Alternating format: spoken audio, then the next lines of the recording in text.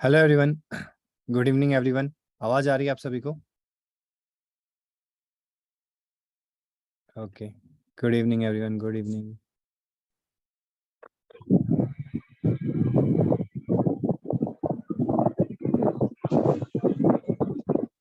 Okay, will be starting in next 2 minutes. एक बार सभी के सभी कनेक्ट हो जाए फिर अपन स्टार्ट करते हैं। Okay.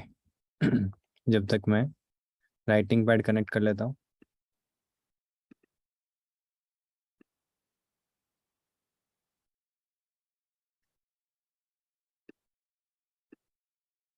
Very good evening Imran. Good evening sir. Very good evening. Okay,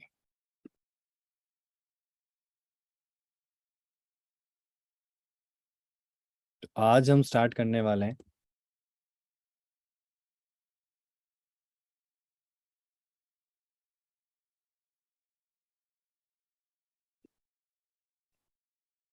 good evening, good evening. Okay, चलो सभी आ गए। एक बार स्टार्ट करते हैं हम आज का सेशन।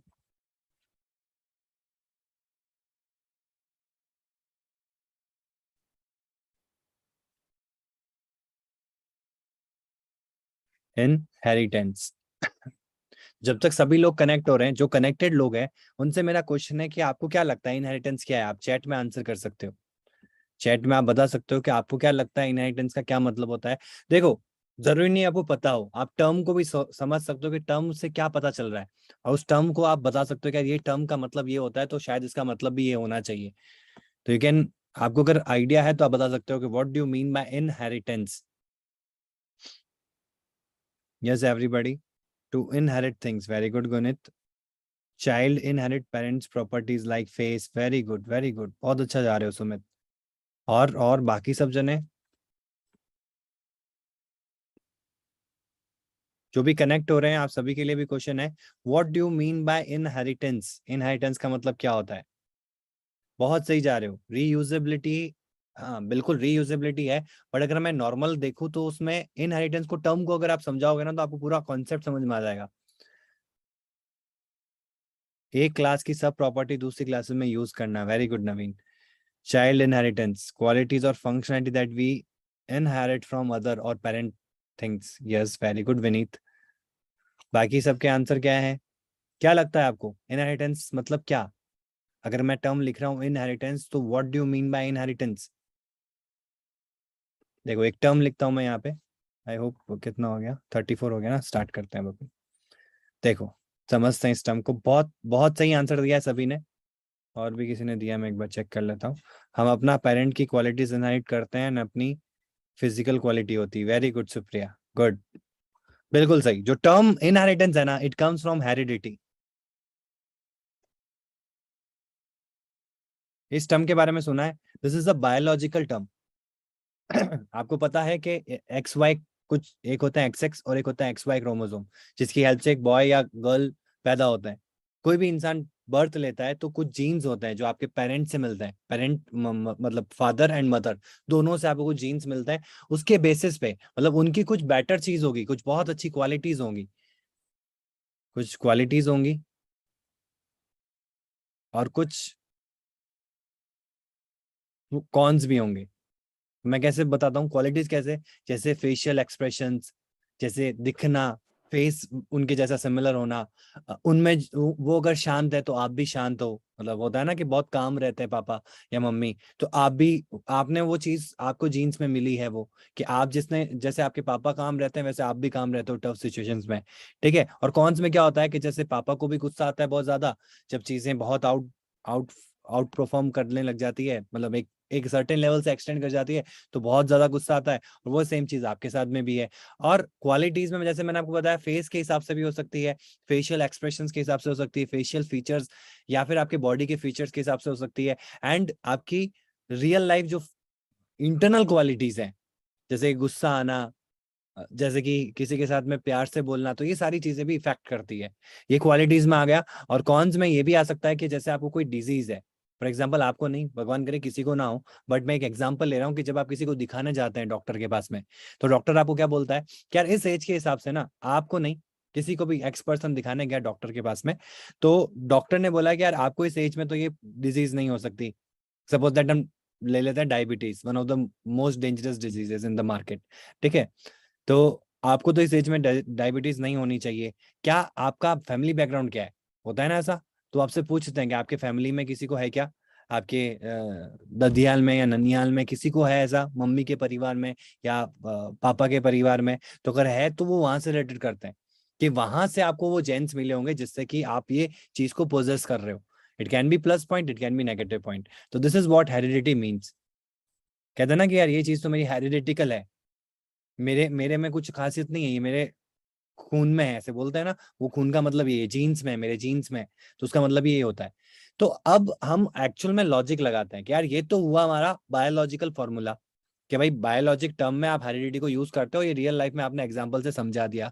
तो इनहेरिटेंस प्रोग्रामिंग में क्या ले रहा है, प्रोग्रामिंग में क्यों आया इनहेरिटेंस, व्हाई डज इनहेरिटेंस, ये जो इनहेरिट कर रहे हो आप, हेरिडिटी का जो टर्म रिलेट कर रहे हो, तो प्रोग्रामिंग में कहाँ जरूरत पड़ी। प्रोग्रामिंग में ऐसे जरूरत पड़ी, समझना इस चीज को बहुत अच्छे से। जैसे ये फ्लटर एप्लीकेशन है, ठीक है। Flutter application is a collection of multiple screens, ठीक है। अब हर स्क्रीन के अंदर आपको जो भी मिलेंगे ना, वो क्या मिलेंगे, सब क्या है, ये सब क्या चीजें हैं। मैंने आपको स्टार्टिंग में बताया था, each and everything is a visit. अब विजिट किस तरीके से वर्क करता है, कैसा होता है, क्या उसकी प्रॉपर्टीज होती है, क्या एट्रीब्यूट्स होते हैं, एक फ्लटर फ्लटर एप्लीकेशन में उसका क्या रोल होता है, ये पहले से डिफाइंड है। समझ रहे हो, पहले से विजिट डिफाइंड है। विजिट का क्या रोल होता है, वो किस तरीके से क्रॉस प्लेटफॉर्म में वर्क करता है, ये फ्लटर के टूल में आपको बाय डिफॉल्ट मिलेगा। अब रन टाइम में क्या होता है ना, कि मैं जो चीज बनाना चाहता हूँ वो भी एक विजिट है। क्योंकि फ्लटर कहता है कि यार आपको कोई भी चीज अगर क्रिएट करनी है ना, तो आपको विजिट ही क्रिएट करना पड़ेगा। तो मैं कहूंगा यार विजिट तो पहले से बना हुआ है, तो फिर मैं क्रिएट क्यों करूं। तो वो कहेगा नहीं, विजिट बना हुआ जरूर है, लेकिन आप अपने हिसाब से उसको चेंज कर सकते हो। जो जो चीज आपको यहाँ यूटिलाइज करनी है वो आप यूटिलाइज कर सकते हो, अपने जो अदर फीचर्स हैं वो उसमें अप्लाई कर सकते हो। बट एक Flutter application is a consist, it consist of multiple visits. तो यहाँ पे आपको जो भी मिलेगा वो विजिट्स के फॉर्मेट में मिलेगा। और जो विजिट क्लास होगी वो मैंने डिफाइन कर रखी है, फ्लटर बोलता है। तो अगर मुझे भी अपनी, अब मैं जो भी बना रहा हूँ जो फ्लटर में चलेगा या फ्लटर में दिखेगा, तो मुझे भी क्या बनाना पड़ेगा, विजिट ही बनाना पड़ेगा। फ्लटर तो ने स्ट्रिक्टली बोल दिया है कि आपको जो भी बनाना है वो फ्लटर में तो सारा कुछ विजिट है। जो भी आप ट्री फॉर्मेशन करोगे वो सब कुछ विजिट है, स्टार्टिंग फ्रॉम एप्लीकेशन टू एक टेक्स्ट। अगर आप एक ऐप के अंदर टेक्स्ट दिखा रहे हो और एक एप्लीकेशन बना रहे हो फ्लटर की, ये सब कुछ विजिट है। सारे विजिट्स के अलग अलग रोल्स डिफाइन किए गए। बट जो मेन क्लास है वो आपकी क्या है, विजिट क्लास है, जिसमें उसने विजिट का रोल डिप्लॉय कर रखा है। अब मैं क्या करूंगा, मैं भी चाहता हूं कि यार मैं भी विजिट बना सकूं, तो मुझे क्या करना पड़ेगा, उस विजिट क्लास को इनहेरिट करना पड़ेगा, ताकि जो भी विजिट के प्रॉपर्टीज हैं, जो भी विजिट के मेंबर्स हैं, उनको मैं भी एक्सेस कर सकूं। तो उससे क्या होगा कि मैं भी इनडायरेक्टली क्या बन जाऊंगा, विजिट बन जाऊंगा। ऐसा होता है ना। इसीलिए जिस क्लास को आप इनहेरिट करते हो वो कहलाती है पेरेंट क्लास, जो क्लास इनहेरिट करती है वो कहलाती है चाइल्ड क्लास। इसको सुपर और सब क्लास से भी रिप्रेजेंट करता है। कैसे करता है मैं आपको बताता हूँ। तो ये जो भी मैंने आपको एग्जांपल दिया ना, ये पहला एग्जांपल है जिसमें आप जो भी टूल्स को यूज करते हो ना, उसमें हर जगह मिलेगा आपको। जैसे कि मैं आपको बताता हूँ एंड्रॉइड के केस, ये तो फ्लटर का केस हो गया। क्या हर जगह ऐसा ही होता है क्या, बिल्कुल ऐसा ही होता है। जैसे एंड्रॉइड के केस में क्या होता है, एंड्रॉइड का एसडीके होता है। जैसे फ्लटर में फ्लटर का एसडीके है, एक पूरा फ्लटर प्लेटफॉर्म है। तो वहां पे भी क्या है, एक एसडीके प्लेटफॉर्म है जिसको हम कहते हैं सॉफ्टवेयर डेवलपमेंट किट, जिसकी हेल्प से हम एंड्रॉइड में एप्लीकेशंस बनाते हैं। तो उस टूल्स के अंदर पहले से डिफाइंड है कि एंड्रॉइड एप्लीकेशन के क्या कंपोनेंट्स होते हैं, क्या लाइफ साइकिल होती है। वहां पे होती है ऐप कॉम्पैक्ट एक्टिविटी क्लास, जिसमें एक्टिविटी का पूरा फॉर्मेशन रेडी है कि एक एक्टिविटी क्लास किस तरीके से मैनेज होगी रन टाइम में, वो सब उसने पहले से लगा रखा है।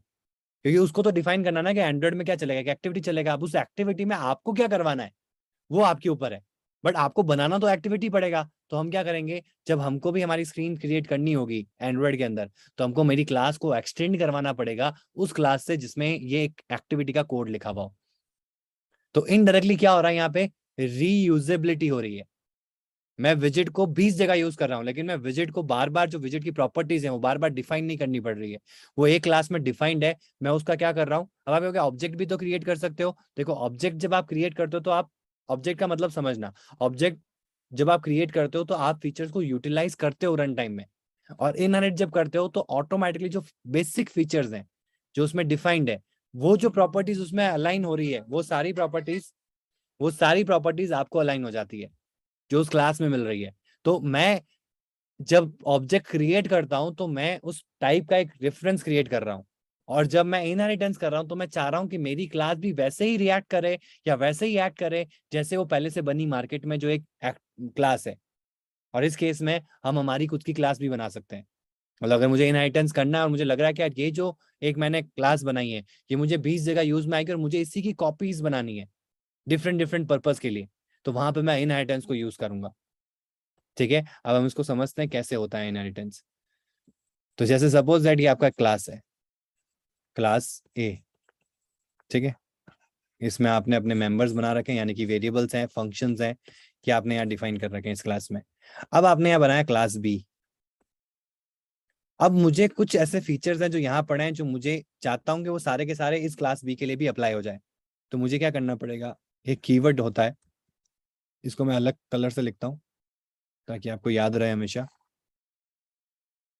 एक्सटेंड्स, कौन सी क्लास को एक्सटेंड करना है, ए को। यहाँ क्लास नहीं आएगा, क्लास जब डिक्लेयर करते हो ना तभी कीवर्ड आता है। यहाँ मत समझना ये नाम इसका ए ही है, और ऐसे नाम नहीं देने, तो सिर्फ समझाने के लिए कर रहा हूँ मैं आपको। ठीक है, तो यहाँ पे किस क्लास को आपको एक्सटेंड करना है, ए क्लास को। Curly bracket on, extend keyword एक नया मिला है अपन को आज। यहाँ पे हम सिंपल सा ए लिखेंगे, curly bracket on, curly bracket close. अब जो आपकी बी क्लास है इसको बोलते हैं हम सब क्लास। इसको कोई सब बुलाता है, इसको चाइल्ड बुलाते हैं हम, और इसको मैं नेम क्लास भी बुलाता हूँ। ठीक है, जो आपका ए है इस ए को बुलाते हैं सुपर क्लास। अभी आपको एक सुपर कीवर्ड भी होता है, उसका रोल भी समझ में आएगा।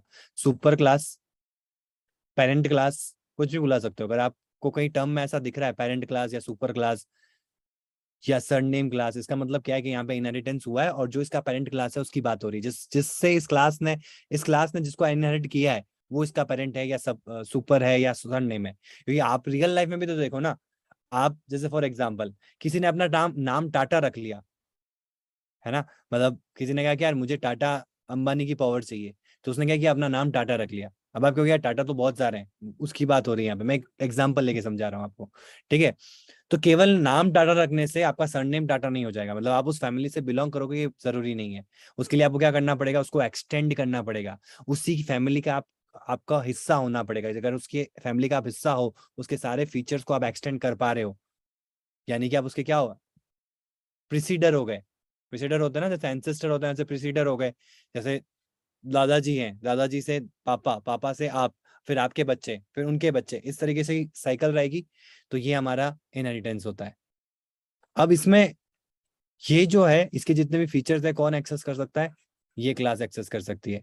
और जिसके फीचर्स को हम एक्सेस कर रहे हैं उसको हम इन नाम से बुला सकते हैं, और जो एक्सेस कर रही है उनको इस नाम से बुलाते हैं। अब समझते हैं, अभी इसका रियल लाइफ एग्जांपल भी हम देखेंगे। ठीक है, पहले हम समझते हैं टाइप्स ऑफ इनहेरिटेंस। पहला टाइप होता है आपका सिंगल इनहेरिटेंस। ठीक है, ये बहुत इंपॉर्टेंट है क्योंकि ये बहुत काम आएगा आपके आगे। अभी मैं आपको रियल लाइफ एग्जांपल भी बताऊंगा और प्रोग्रामेटिकली भी एग्जांपल बताऊंगा। ठीक है, तो सिंगल इनहेरिटेंस का मतलब क्या हुआ कि ये एक क्लास है, क्लास ए, सपोज दैट जो भी अपन ने ऊपर लिया वो सेम एग्जांपल ही लेते हैं अपन। क्लास बी बनाया मैंने, तो मैंने क्या कर दिया यहाँ पे एक्सटेंड्स लगा दिया। एक्सटेंड्स किसको एक्सटेंड करता है, ए को। तो ये बन गया आपका सिंगल इनहेरिटेंस। इसका मतलब क्या हुआ, क्लास ए जो है उसके फीचर्स को कौन एक्सेस कर रहा है, क्लास बी एक्सेस कर रहा है। इस तरीके से हम इनहेरिटेंस का मैप बना सकते हैं। तो क्लास ए के फीचर्स किसको मिल रहे हैं, बी को मिल रहा है, तो ये सिंपल आपका क्या हो गया, सिंगल इनहेरिटेंस। एक ही क्लास है जो इसके वैल्यूज को इनहेरिट कर रही है, तो ये हो गया सिंगल इनहेरिटेंस। ठीक है, अब बात करते हैं दूसरे की, विच इज हायरार्किकल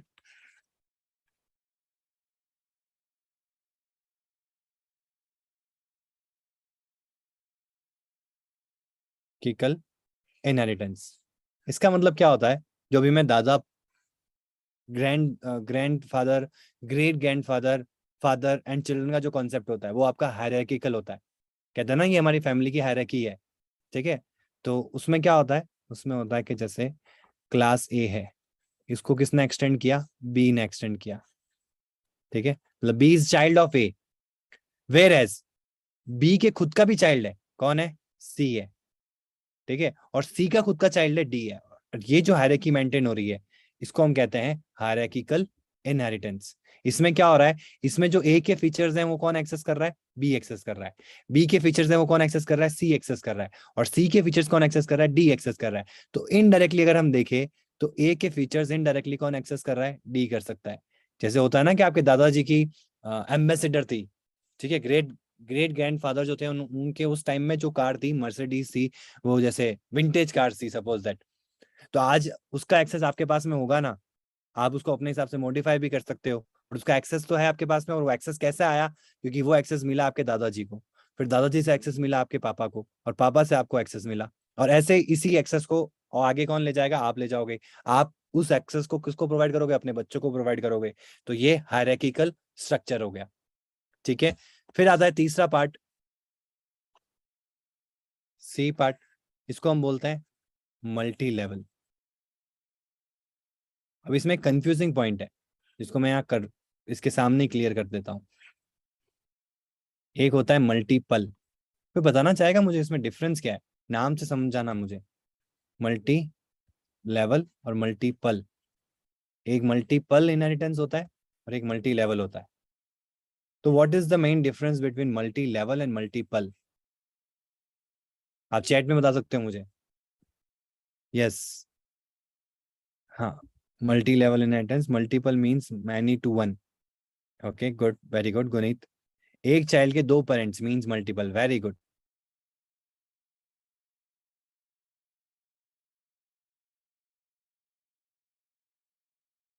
और कोई बताना चाहेगा।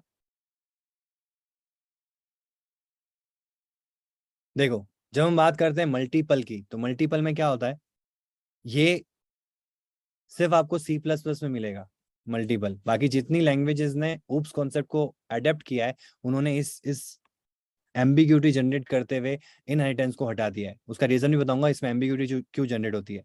हाँ, पॉसिबल नहीं होता है डार्ट में, आप मल्टी लेवल कर सकते हो, मल्टीपल नहीं कर सकते हो। एक और चीज, ये जो अपन ने देखा है ना, ये मल्टीपल है, हायरार्किकल अभी बताता हूँ मैं, ये मल्टीपल है, थोड़ा सा सिमिलर ही होता है। This is multi level, sorry. Hierarchical जो होता है वो ऐसा होता है, ए का चाइल्ड बी भी है, का चाइल्ड सी भी है, का चाइल्ड डी भी है, ठीक है, थोड़ा सा अलग है।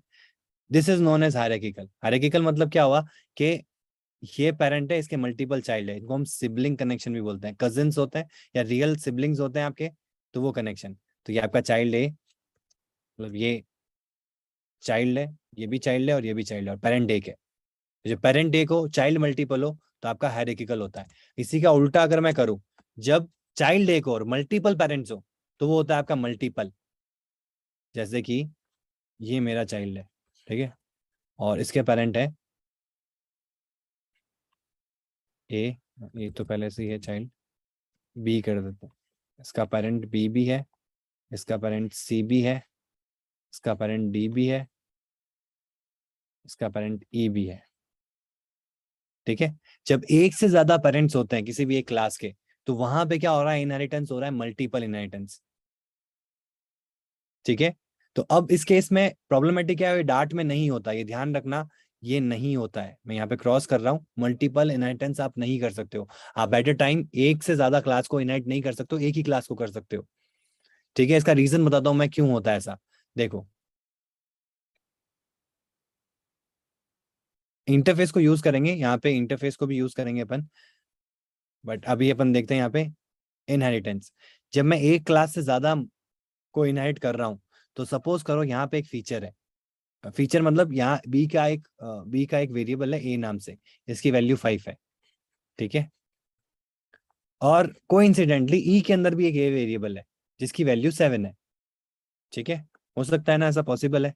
और मैंने क्या किया है, दोनों क्लासेस को इनहाइट कर लिया, तो मेरे लिए दोनों क्या हो गई, पेरेंट क्लास हो गई, और दोनों ही मेरे लिए क्या है, सुपर है। ये भी सुपर है, ये भी सुपर है, और ये भी सुपर है, और ये भी सुपर है, ठीक है। तो इसके लिए ये चाइल्ड है, ये आपकी सब क्लास है, और इसके चार, एक से ज्यादा पेरेंट्स हैं, तो ये सारे सुपर क्लासेस हुई। अब जब मैं इस सब क्लास में, ये सब क्लास है, इस सब क्लास में जब भी मुझे पेरेंट के कुछ फंक्शन को यूज करना होगा, तो मैं क्या यूज करूंगा, सुपर को यूज करूंगा। सुपर एक कीवर्ड होता है। जैसे मुझे करंट क्लास को कॉल करना है तो हम कौन सा कीवर्ड यूज करते हैं, जिस क्लास में है उसका रेफरेंस लाना है तो हम क्या कीवर्ड यूज करते हैं, कौन बताएगा मुझे, कल हमने समझा है, चैट में बताओ जल्दी से। Very good, very good. This, जब भी हम जिस करंट क्लास में हैं उसका रेफरेंस लाना है, उस क्लास के अंदर के किसी फंक्शन को कॉल करना है उसके अंदर से ही, तो वहां पे हम उसको रिप्रेजेंट करने के लिए क्या यूज करते हैं, दिस को यूज करते हैं। ठीक है ये। और जब हम यहाँ पे अब क्या हो रहा है, इनहेरिटेंस हो रहा है, तो हमारे पेरेंट क्लास को अगर रेफर करना है तो उसके लिए हम यूज करते हैं सुपर कीवर्ड। तो जो पेरेंट क्लास को रेफर करेगा वो किसके थ्रू रेफर कर सकता है, सुपर कीवर्ड के साथ रेफर कर सकता है। तो सपोज दैट इसने लिखा अपनी क्लास के अंदर सुपर डॉट ए। अब सुपर डॉट ए, इसके लिए सुपर तो चारों है, और इसमें ए यहाँ पे भी मिल रहा है और ए यहाँ पे भी मिल रहा है। अब यहाँ पे देखना है कि एम्बिग्यूटी जनरेट हो गई। एम्बिग्यूटी क्या हो गई, एम्बिग्यूटी क्या होती है समझाता हूं मैं। कोई भी वेरिएबल की एक से ज्यादा वैल्यू एक टाइम पे नहीं हो सकती। आप क्योंकि वेरिएबल तो रीअसाइन कर सकते हैं ना अपन। एक second, I am having a call, एक सेकंड देना आप मुझे।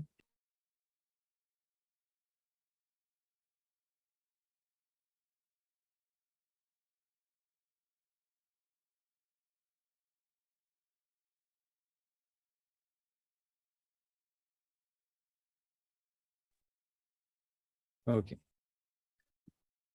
तो जब मैं सुपर डॉट ए कॉल करूंगा तो एम्बिग्यूटी का मतलब क्या हुआ कि एट अ टाइम जब हम एक प्रोग्राम की बात करते हैं तो उस एग्जिस्टेंस में, उस प्रोग्राम के एग्जिस्टेंस में एक वेरिएबल की एक से ज्यादा वैल्यू नहीं हो सकती। ठीक है। आप ये कर सकते हो कि आपने एक वेरिएबल लिया a equals to 5, int a equals to 5, फिर आप इसको रीअसाइन कर सकते हो 7। जब मैं यहाँ पे प्रिंट करूंगा ना तो ए की वैल्यू क्या प्रिंट होगी, 5 प्रिंट होगी। जैसे ही मैं इस असाइन के बाद में, ये रीअसाइन हुआ यहाँ पे, इसके बाद प्रिंट करूंगा या इसके ऊपर कोई भी ऑपरेशन परफॉर्म करूंगा तो यहाँ पे 7 ही मानेगा, इसको ओवरराइट कर दिया इसने। तो हम ये रीअसाइन कर सकते हैं, ओवरराइट कर सकते हैं, लेकिन कभी ऐसा नहीं होगा कि एक ही टाइम पे ए पॉइंट कर रहा है कि मेरे पास में दो वैल्यूज पड़ी है। ऐसा पॉसिबल ही नहीं है, दो से ज्यादा वैल्यूज पड़ी है। तो यहाँ हो जाती है एम्बिग्यूटी जनरेट। तो जब ऐसी एम्बिग्यूटी जनरेट होती है तो प्रॉब्लम्स क्रिएट होती है और आपकी ऐप में प्रॉब्लम्स आना स्टार्ट होगी। तो इसके लिए ये क्या करता है, ये आपका प्रॉब्लम्स क्रिएट कर सकता है। इसके लिए बहुत सारी लैंग्वेज ऊप्स कॉन्सेप्ट को फॉलो जरूर करती है, ऊप्स कॉन्सेप्ट को अडेप्ट करती है, लेकिन मल्टीपल इनहेरिटेंस को रिजेक्ट करती है, मल्टीपल इनहेरिटेंस को यूज नहीं करती है। इसके लिए हम आगे सीखेंगे कि कैसे हम इनहेरिटेंस को यूज कर सकते हैं, एब्स्ट्रैक्ट क्लासेस को यूज कर सकते हैं, और कैसे हम मिक्सिंग क्लासेस को यूज कर सकते हैं। मिक्सिंग भी बहुत इंपॉर्टेंट रोल प्ले करती है डाट के अंदर, समझ रहे हो। तो मिक्सिंग का अपन इंपॉर्टेंस देखेंगे, हम एब्स्ट्रैक्ट क्लासेस का इंपॉर्टेंस देखेंगे, और इनडायरेक्टली इंटरफेस यहाँ मिलता नहीं है बट इंटरफेस भी होता है एक चीज।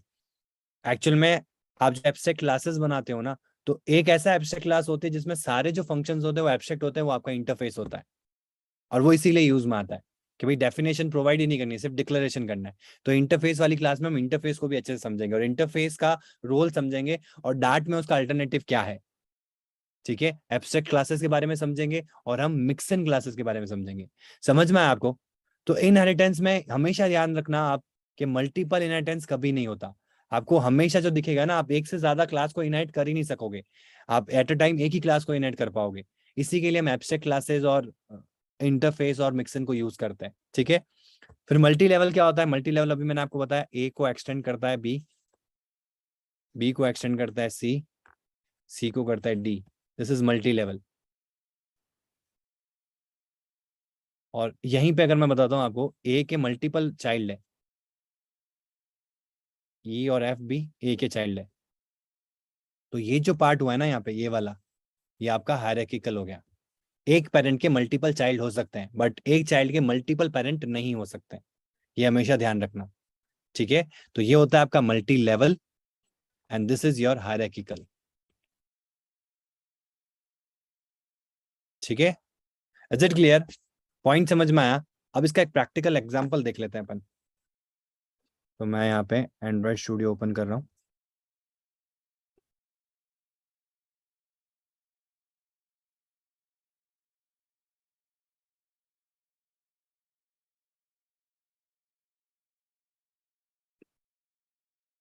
ठीक है।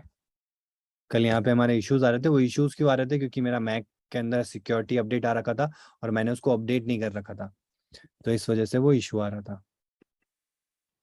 ठीक है, तो आई हैव अपडेटेड नाउ और अभी हमारा डार्ट प्रोग्राम रन होगा। तो कल अपन ने ये काम किया था कंस्ट्रक्टर की हेल्प से, अभी मैं इसको हटा देता हूँ। ठीक है, मेन फंक्शन रखेंगे अपन समझने के लिए, क्योंकि वहीं से हमारा सारा कुछ ट्रिगर होगा। पहले हम बहुत बेसिक जाते हैं, ठीक है, फिर मैं आपको रियल लाइफ यूजेस बताऊंगा इसका। तो हम क्या करते हैं यहाँ पे, अभी जो हमने देखा वो प्रैक्टिकली करके देखते हैं क्या ऐसा सच में होता है क्या। ठीक है, क्लास ए बनाई, फिर क्लास बी बनाई। ठीक है, अब क्लास ए में हमने कुछ एक फंक्शन बनाया, फॉर एग्जाम्पल void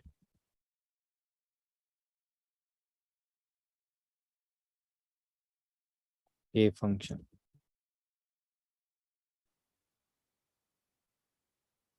ठीक है, ये क्लास का फंक्शन है जहाँ पे क्या प्रिंट होगा, प्रिंट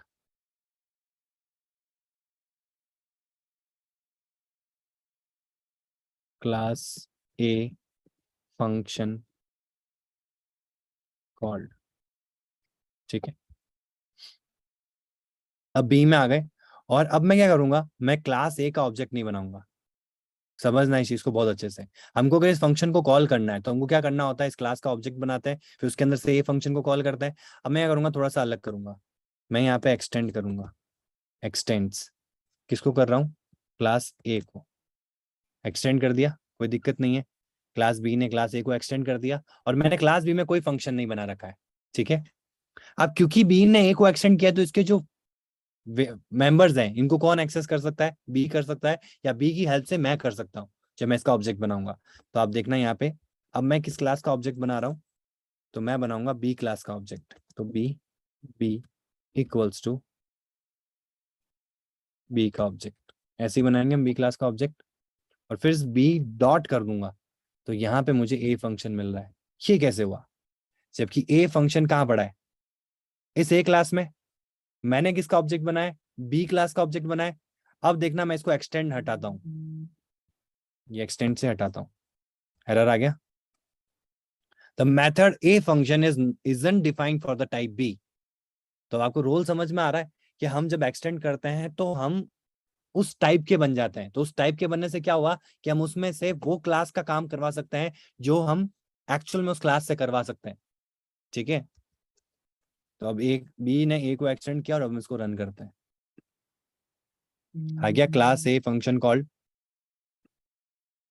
क्योंकि मैंने तो यहाँ बी क्लास का ऑब्जेक्ट बनाया, बट क्योंकि बी ने किसको इनहेरिट कर रखा है, हमारे क्लास ए को इनहेरिट कर रखा है, तो इनहेरिट करने से क्या हुआ, इसके जितने भी मेंबर्स हैं उनको मैं एक्सेस कर सकता हूँ वाया क्रिएटिंग अ क्लास बीज ऑब्जेक्ट।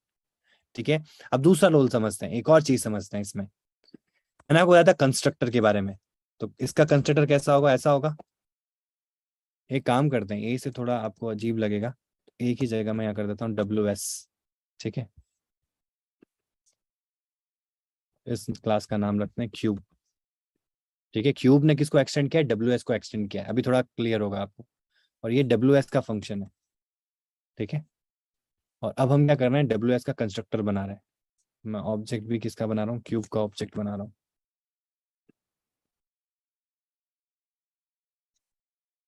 ठीक है, ताकि ए बी को हम कम ही यूज करें उतना अच्छा है।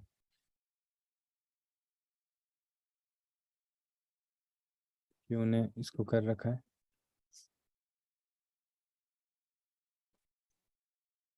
WS function.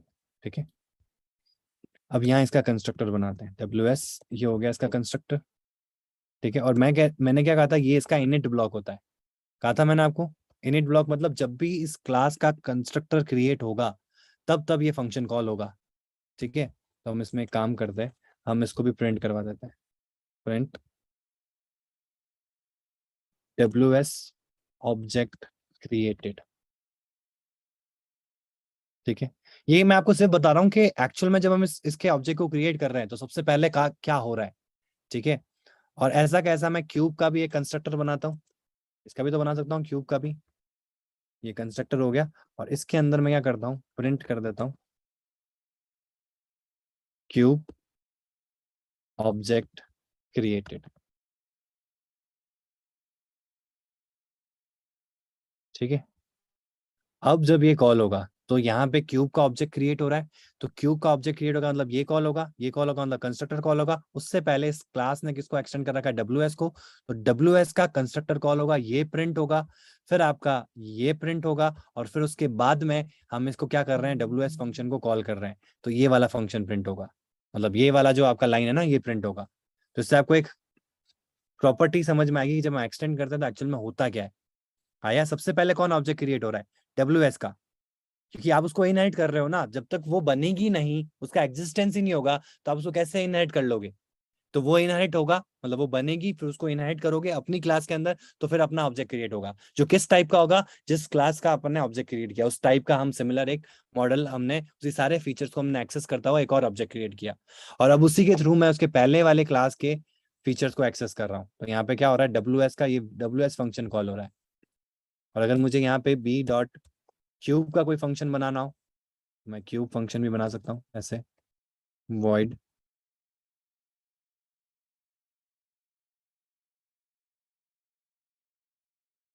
यहाँ पे प्रिंट कर देते हैं, यहाँ क्लास ए क्यों लिखा है, क्लास डब्ल्यू एस, यहाँ पे आ जाएगा क्लास क्यूब फंक्शन। मतलब समझ पा रहे हो ना, नाम कुछ भी ले रहा हूँ, आपको समझना ये है कि इनहेरिटेंस होने से क्या हो रहा है यहाँ पे। ठीक है, अब मैं इस क्लास से B dot W S function तो कॉल कर ही सकता हूँ, बट अपने इंटरनल भी तो कॉल कर सकता हूँ। मेरे फीचर्स तो है ही है मेरे साथ में, लेकिन मेरे पेरेंट्स के फीचर भी है मेरे साथ में, तो वो मैंने यहाँ पे किया है। ये मेरा फीचर है, ये इस क्लास का खुद का फीचर है, पर इसके पेरेंट्स से जो फीचर मिल रहा है वो भले ही यहाँ दिख नहीं रहा है, बट उसका भी प्रॉपर्टी इसके पास में है। उसके उसके प्रॉपर्टीज को भी एक्सेस किया जा सकता है इसके ऑब्जेक्ट से, क्योंकि इसने किसको एक्सटेंड कर रखा है, पेरेंट क्लास डब्ल्यू एस को एक्सटेंड कर रखा है। तो अब यहाँ पे बी डॉट हम क्या करेंगे, क्यूब फंक्शन हो गया। सबसे पहले डब्ल्यू एस का ऑब्जेक्ट क्रिएट हुआ, फिर क्यूब का ऑब्जेक्ट क्रिएट हुआ, फिर W S class W S function call हुआ, फिर उसके बाद क्यूब फंक्शन कॉल हुआ, क्योंकि हमने ऑर्डर वो दिया। अगर मैं क्यूब फंक्शन पहले लिखता तो क्यूब फंक्शन पहले कॉल हो जाता। बट मेरा बताने का यहाँ पे ये मोटिव है कि आप अपने फंक्शन को तो यूज कर ही सकते हो, साथ ही साथ अपने पेरेंट के फंक्शन को भी यूटिलाइज कर सकते हो, ठीक है, जहां पे भी रिक्वायर्ड है। अब हम समझते हैं, इन सबको हटाते हैं, एक्चुअल में हम वापस एक और एग्जाम्पल को समझते हैं कि इनहेरिटेंस का रोल क्या होगा। ये चीज समझ में आई आपको। अब वापस आता हूं मैं यहाँ पे, और मैंने आपको स्टार्टिंग में ना क्लास एंड ऑब्जेक्ट्स में एक आपको मैंने बहुत अच्छा एग्जांपल दिया था ह्यूमन का, ह्यूमन मेल फीमेल एनिमल, ठीक है। सपोज दैट लिविंग बीइंग लेते हैं अपन, यहाँ पे एक क्लास बनाता हूं मैं लिविंग बीइंग।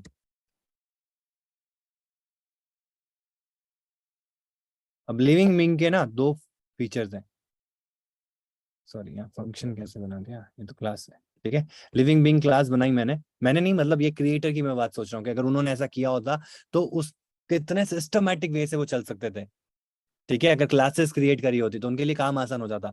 लिविंग बीइंग दो काम तो अच्छे से कर सकते हैं, inhale and exhale. Living being में आप ये देखोगे ना, वो क्या करते हैं, लिविंग बीइंग कैसे आप मानोगे कि वो इनहेल करते हैं और एक्सेल करते हैं, ठीक है। तो यहाँ पे मैं दो फंक्शन बनाऊंगा, void inhale print inhaling oxygen O2, ठीक है, void एक्सेल। हर लिविंग बीइंग का काम होता है ये करना, प्रिंट एक्सेलिंग CO2, ठीक है। और क्या करते हैं, लिविंग बीइंग खाना खाते हैं और एक्सक्रीट करते हैं, ठीक है। void ईट,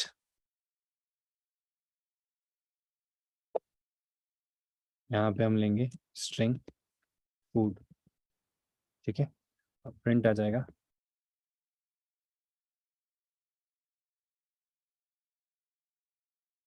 ईटिंग डॉलर फूड, ठीक है। और यहाँ पे आ जाएगा excretion,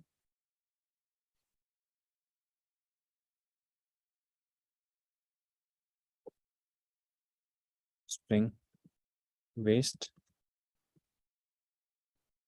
print excreting dollar waste. ठीक है, तो ये मैंने एक लिविंग बीइंग की प्रॉपर्टीज बना दी, फंक्शंस बना दिए भाई, ये इन जो हमारा लिविंग बीइंग होता है वो क्या क्या करता है। ठीक है, अब हम आते हैं यहाँ पे, ये लिविंग बीइंग हो गया। अब हम बनाते हैं human being, class human being. अब ह्यूमन बीइंग में ना, ह्यूमन बीइंग भी तो ये सारे काम कर सकता है, इनहेल करना, एक्सेल करना, ईट करना, एक्सक्रीट करना, कर सकता है ना। तो अगर मैं सारे फीचर्स एडिशनल बनाऊंगा, ह्यूमन इसके साथ भी और काम कर सकता है, बट ये एडिशनल फीचर्स मेरे को और बनाने पड़ेंगे। बट मुझे पता चला कि यार लिविंग बीइंग नाम से क्लास तो आई है, तो मैं यहाँ क्या करूंगा, एक्सटेंड करूंगा, किससे, लिविंग बीइंग से। तो अब जो बेसिक काम थे मेरे, वो यहाँ पे मैं एग्जीक्यूट करवा सकता हूँ। तो एक लिविंग बीइंग का क्या बन गया, मैं प्रोटोटाइप बन गया, मतलब एक लिविंग बीइंग का सब क्लास बन गया मैं। तो लिविंग बीइंग में जो फीचर्स हैं वो तो एक्सेस कर ही सकता हूँ, मेरे खुद के क्या फीचर्स हैं वो मैं यहाँ पे और एडिशनली ऐड कर सकता हूँ। जैसे मैं वॉक कर सकता हूँ, स्विम कर सकता हूँ, तो वॉइड वॉक।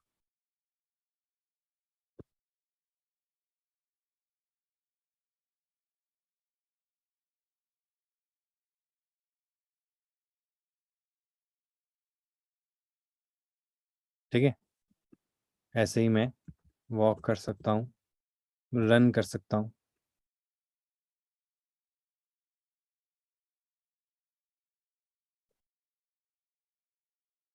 बोल सकता हूँ, टॉक। समझ रहे हो आप? मतलब जो बेसिक फंक्शनैलिटीज थी वो हमने चेक कर ली, वो हमने ले ली, बट उसके साथ साथ मुझे मेरी फंक्शनैलिटीज भी चाहिए, तो वो मेरे पास में आ सकती है, टॉकिंग। इसमें अपन ऐसे कर देते, टॉकिंग, रनिंग, वॉकिंग। ठीक है, ये कुछ बेसिक फंक्शनैलिटीज हो गई। अब यहाँ मैं बनाता हूँ क्लास बर्ड। मतलब इसमें भी बहुत सारी चीजें आती है, जैसे ह्यूमन बींग है ना, क्या है, कार्निवोरस है, ओमनीवोरस है, क्या है, कौन बताएगा मुझे? थोड़ा साइंस का क्वेश्चन पूछ रहा हूँ, बट नॉलेज होनी चाहिए आपको इस चीज की। ह्यूमंस क्या है, कार्निवोरस, ओमनीवोरस, हर्बीवोरस या मैमल्स? टिपिकल क्वेश्चन है ये थोड़ा। हम नॉनवेज भी खाते हैं, हम ग्रीन प्लांट्स भी खाते हैं, सबसे इंपॉर्टेंट चीज मिस कर रहे हो आप।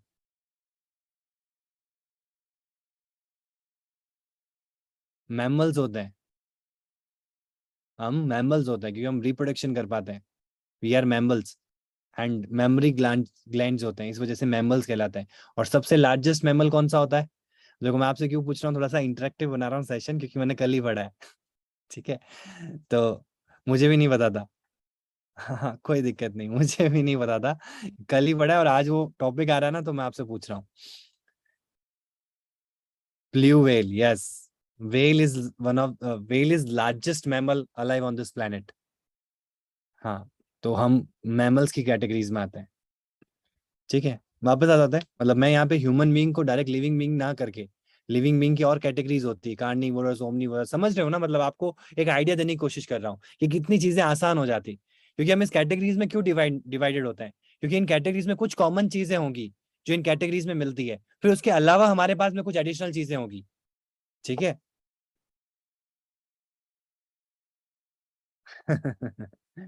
कोई बात नहीं, good try, good try Dixit.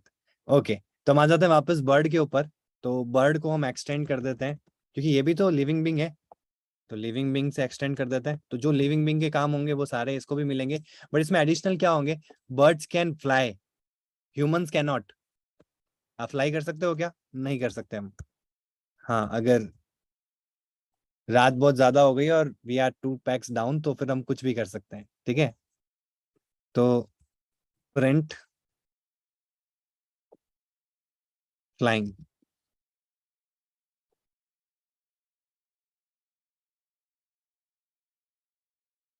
ठीक है, बर्ड में जो स्पेशलिटी थी वो फ्लाई की दे दी मैंने। और क्या कर सकते हैं, एनिमल है, या मैं प्लांट्स ले लेता हूँ, प्लांट्स भी आपके क्या लिविंग बींग है, प्लांट्स। अब इसमें प्लांट्स में तो लिविंग बींग्स तो है, पर थोड़ा सा काम अलग होगा। तो यहाँ जो मैंने एक्सेलिंग और इनहेलिंग वाला कॉन्सेप्ट किया ना, उसमें उल्टा होता है, ठीक है, फोटोसिंथेसिस होता है, तो हम यहाँ पे इसको इंक्लूड नहीं कर सकते। पता है ना, साइंस में फोटोसिंथेसिस होता है। तो हम क्या ले सकते हैं, यहाँ पे हमने ले लिया बर्ड, ले लिया ह्यूमन बींग, ले लिया, और भी कुछ आप ले सकते हो, हमने यहाँ पे इसको लिमिट कर दिया, ठीक है। तो अब हमारे पास में एक बर्ड क्लास है जिसने किसको एक्सटेंड कर रखा है, लिविंग बींग को। एक ह्यूमन बींग क्लास है जिसने किसको एक्सटेंड कर रखा है, लिविंग बींग को। और एक लिविंग बींग क्लास तो है ही है, बट लिविंग बींग क्लास जो है वो डायरेक्टली कहीं यूज में नहीं आएगी, क्योंकि लिविंग बींग एक प्रॉपर्टी है। आपको, आप किससे इंटरेक्ट कर सकते हो, आप बर्ड से इंटरेक्ट कर सकते हो, आप ह्यूमन बींग से इंटरेक्ट कर सकते हो। यही मेरा कॉन्सेप्ट समझना, जब मैंने आपको कहा कि आप यूजर डायरेक्ट विजिट से इंटरेक्ट नहीं कर सकता, हमको उसको इंटरेक्टेबल बनाना पड़ेगा। तो हमको विजिट क्लास की जरूरत पड़ेगी, हम विजिट क्लास को एक्सटेंड करके एक ऐसी यूआई डेवलप करेंगे जिससे कि यूजर इंटरेक्ट कर सके। तो लिविंग बीइंग डायरेक्टली इंटरेक्टेबल नहीं है, बट लिविंग बीइंग की प्रॉपर्टी से बना बर्ड इंटरेक्टेबल है, ठीक है। लिविंग बीइंग की प्रॉपर्टी से बना ह्यूमन बीइंग इंटरेक्टेबल है, ठीक है। अब हम इसका ऑब्जेक्ट बनाते हैं मेन क्लास में। तो मैं एक ह्यूमन क्रिएट कर रहा हूँ यहाँ पे,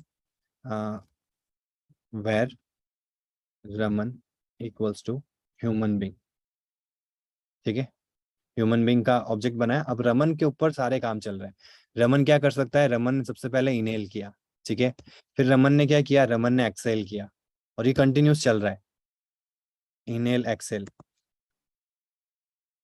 ठीक है। तो हम इसको किस में डाल सकते हैं, लूप में डाल सकते हैं, while he is alive, while. अब प्रोग्रामिंग में थोड़ी सी मैं ना वैसी चीज कर रहा हूँ जिससे कि आपको मजा आए। तो वाइल इज अलाइव, इनहेल और एक्सेल तो चलता रहेगा। और यहाँ पे हमको क्या करना है, is he alive, yes he is alive, मानना थोड़ा है रमन को। तो Boolean is live, is alive, by default इसको ट्रू करेंगे, ठीक है। और यहाँ पे लगा देंगे is alive.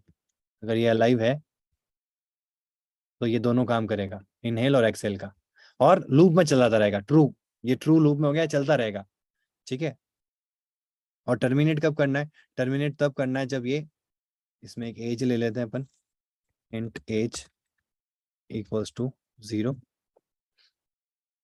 As plus plus, ठीक है। यस राघव,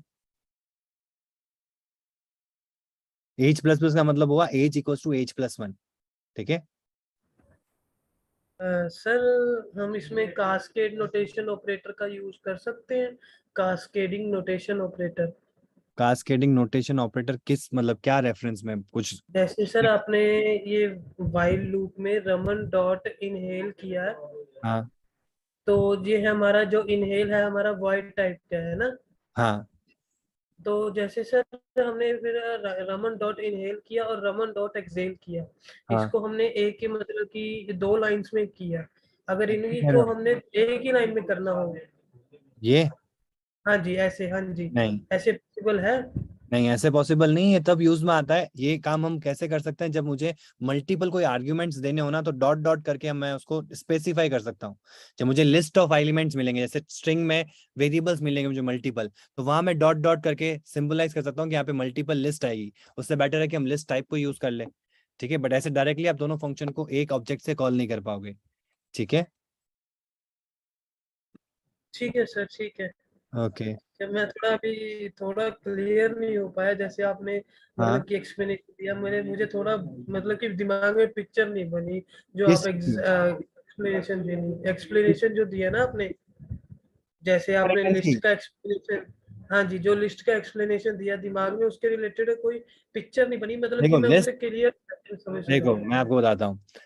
ये जो डॉट डॉट फंक्शन लगते हैं ना, यहाँ पे ऐसे डॉट डॉट करके हम लगा सकते हैं। उसका फंक्शन का मतलब क्या होता है, यहाँ नहीं लगेगा, वो तब लगेगा जब आप कोई एट्रीब्यूट्स दे रहे हो और वहां में मल्टीपल एट्रीब्यूट्स हैं, तो उसको आप वेरिए, उसको कहते हैं मल्टीपल वेरिएबल्स आएंगे यहाँ पे, ठीक है। तो वहां पे हम क्या कर सकते हैं, ऐसे डॉट डॉट करके स्पेसिफाई कर सकते हैं, यहाँ पे एक वेरिएबल नहीं आएगा, इसके जैसे मल्टीपल वेरिएबल आ सकते हैं। तो वहां पे हम लिस्ट को यूज करते हैं। तो बेटर तरीका रहता है कि वो डॉट डॉट लगाने के बजाय आप लिस्ट टाइप को ही ले लो, जो हम फंक्शन बनाते हैं ना उसके अंदर। तो वहां डॉट डॉट यूज में आता है। डॉट डॉट का मतलब ये होता है कि मल्टीपल ऑब्जेक्ट्स यहाँ आएंगे। जैसे वेर आर्ग्स होते हैं ना आपके, जैसे एक होते हैं आर्ग्यूमेंट्स, एक होते हैं आपके आर्ग्यूमेंट्स और एक होते हैं आपके मल्टीपल आर्ग्यूमेंट्स।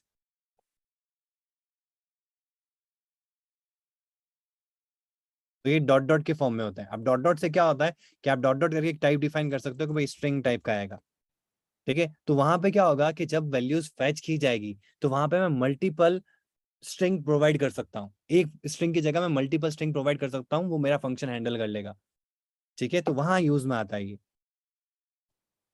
Okay sir. ठीक है। तो उसकी जगह बेटर हम जब कलेक्शन समझेंगे ना, कलेक्शन में क्या होता है, ऐसा ही काम होता है कि आपको एक एक वेरिएबल में एक टाइप का डेटा स्टोर करना है, इससे अच्छा आप मल्टीपल डेटा को स्टोर करो सिंगल टाइप के, तो वहां हम यूज करते हैं लिस्ट को या मैप को, ठीक है। Okay okay sir. Sir extend और विथ में क्या डिफरेंस है? देखो एक्सटेंड और विथ में ये डिफरेंस होता है, जब मिक्स इन क्लासेस यूज करते हैं ना तो हम विथ यूज करते हैं, जब हम एक्सटेंड इनहेरिटेंस करते हैं तो हम एक्सटेंड यूज करते हैं। तो जो क्लासेस मिक्स इन के थ्रू बनी होती है, मतलब क्लास नहीं होगी, वो मिक्स इन क्लास होगी, मिक्स इन कीवर्ड होगा, जो आगे हम समझेंगे क्यों मिक्स इन क्लासेस यूज में ली जाती है। तो जब मिक्स इन क्लासेस यूज करते हैं तो हम विथ कीवर्ड यूज करते हैं, ठीक है इंद्रनील, ये भी हम समझेंगे। अब आ जाते हैं वापस यहाँ पे एज प्लस प्लस, ठीक है। और यहाँ पे मैं टर्मिनेशन लगा देता हूँ, इज अलाइव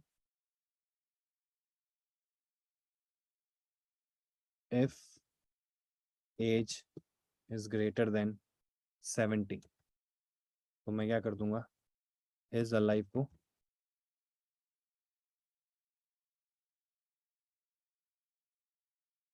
फॉल्स कर दूंगा, ठीक है। तो मैंने एक सिंपल सी पिक्चर बनाई है यहाँ पे, आई होप आपको अंडरस्टैंड मतलब समझ में आ रहा हो। बेसिक सा इम्प्लीमेंटेशन है जो रियल लाइफ से मैं एग्जीक्यूट कर रहा हूँ कि सपोज दैट हमारी रियल लाइफ अगर प्रोग्राम के बेसिस पे होती तो कैसे प्रोग्रामिंग होती, ठीक है। ये हमने कर दिया। अलाइव है जब तक इनहेल एक्सेल दोनों करेगा और उसके बीच में सारे काम कर सकता है जो एक नॉर्मल लिविंग बीइंग और ह्यूमन बीइंग कर सकता है। तो रमन डॉट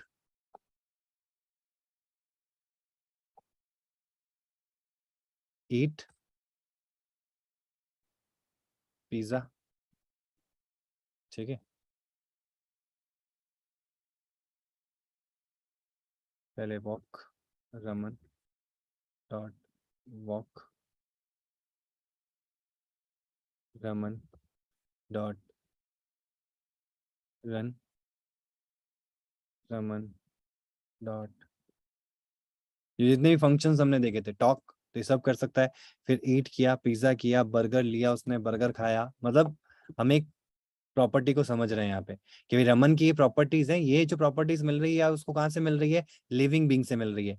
ये जो प्रॉपर्टीज है ये खुद की है, नहीं ईट वाली तो, ये वाली जो प्रॉपर्टीज है मिल रही है लिविंग बीइंग से, ये जो प्रॉपर्टीज है ये इसकी खुद की है, ठीक है। और लास्ट में रमन डॉट एक्सक्रीट,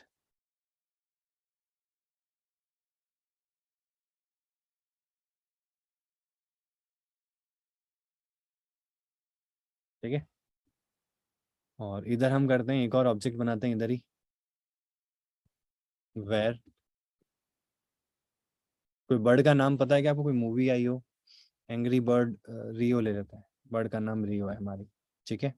ये भी क्या एक, ये है हमारी बर्ड, तो बर्ड का ऑब्जेक्ट बनाएंगे। तो क्या बर्ड भी ये सेम काम कर सकती है? बिल्कुल, बर्ड सारे काम कर सकती है। रियो जो है हमारी, रियो डॉट ईट, इनेल, एक्सेल सब कर सकती है, इनेल कर सकती है, रियो एक्सेल कर सकती है, ठीक है। ईट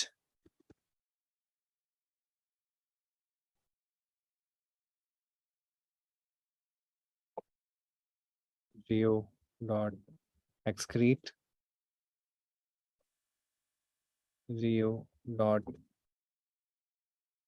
अब जो हम फंक्शन यूज कर रहे हैं वो कौन से करेंगे, इसके खुद के करेंगे, तो इसका खुद का क्या फंक्शन है, फ्लाई, तो फ्लाई कर सकती है, ठीक है। तो अभी ये जो फंक्शंस हैं ये हमारे कौन से हैं, हमको कहाँ से मिल रहे हैं, इनेल, एक्सेल, ईट, एक्सक्रीटिंग, ये हमको मिल रहे हैं लिविंग बीइंग से। और जो वॉक, रन, टॉक है ये हमको हमारी खुद की क्लास से मिल रहे हैं। तो हम करते हैं इसको रन, आ गया। इनेलिंग एक्सेलिंग और इनेलिंग एक्सेलिंग चलता रह रहा है क्योंकि हम यहाँ पे लूप में आ गए थे, ठीक है। और 70 टाइम्स होने के बाद में ये क्या हुआ, फॉल्स हुआ और लूप कंप्लीट हो गया। जब लूप कंप्लीट हुआ 70 टाइम्स आया, उसके बाद में वॉकिंग, मतलब इसको पैरेलली चला सकते हो। आगे मैं असिंक्रोनस प्रोग्रामिंग कराऊंगा ना, तो ये साथ साथ चला सकते हैं अपन। ये मेन थ्रेड पे चलेगा, ये पैरेलल थ्रेड पे चलेगा, तो इनहेलिंग एक्सहेलिंग होता रहेगा और साथ साथ में ये काम भी होते रहेंगे। अभी ये सिंक्रोनस प्रोग्रामिंग है, तो इसका एक बेस्ट एग्जाम्पल आपको यहाँ देखने को मिला। सिंक्रोनस का मतलब क्या हुआ, पहले ये लूप कंप्लीट हुआ, फिर आपका ये वाला काम स्टार्ट हुआ। ठीक है, हम आगे असिंक्रोनस प्रोग्रामिंग करेंगे जब हमको पैरेलल थ्रेड को यूज करना है। प्रोग्राम कोई ऐसा काम है जो साथ साथ एग्जीक्यूट करना है, या किसी डिले के साथ में एग्जीक्यूट करना है, या जैसे एपीआई से डेटा आ रहा है तो वो एक टाइम लेके आ रहा है, हमारा जो डेटाबेस है उधर से डेटा आ रहा है तो एक टाइम लेके आ रहा है। तो इन सारी चीजों को हम मेन थ्रेड पे हैंडल नहीं कर सकते, उसके लिए हम पैरेलल थ्रेड पे एग्जीक्यूशन करेंगे, तो उसको कहते हैं असिंक्रोनस प्रोग्रामिंग। ठीक है, ये जो प्रोग्रामिंग होती है बाय डिफॉल्ट जो होती है वो सिंक्रोनस प्रोग्रामिंग होती है, लाइन बाय लाइन कोड का एग्जीक्यूशन होता है। तो यहाँ वाइल लूप में आया तो वाइल लूप में लगा रहा मैं 70 टाइम्स, 70 टाइम्स, और उसके बाद में मैं आया वॉकिंग, रनिंग, टॉकिंग, फिर eating pizza, eating burger, excreting waste, फिर इनहेलिंग, एक्सेलिंग, ये किसका है, बर्ड का, फिर eating worms, excreting waste, flying. ठीक है, बेसिक बेसिक आइडिया समझ में आया। अब मैं आपको, ये तो हुआ कि एक्चुअल में एक एग्जांपल जो हमने डिस्कस किया था वो अपन ने यहाँ पे करके देखा कि भाई किस तरीके से अगर एक्चुअल वर्ल्ड जो है वो प्रोग्रामिंग पे बेस्ड होता तो उसमें कितने तरह की क्लासेस बनती है और इनहेरिटेंस का क्या रोल रहता। लेकिन इससे क्या हो रहा है, रीयूजेबिलिटी बढ़ रही है ना। हम जो ये फंक्शंस हैं ये हर लिविंग बीइंग को चाहिए तो एक लिविंग बीइंग क्लास में बना दिया, और जो जो लिविंग बीइंग क्लास की कैटेगरी में आते हैं उन सबको ये प्रॉपर्टीज मिलेगी एक्सटेंड करने के बाद में।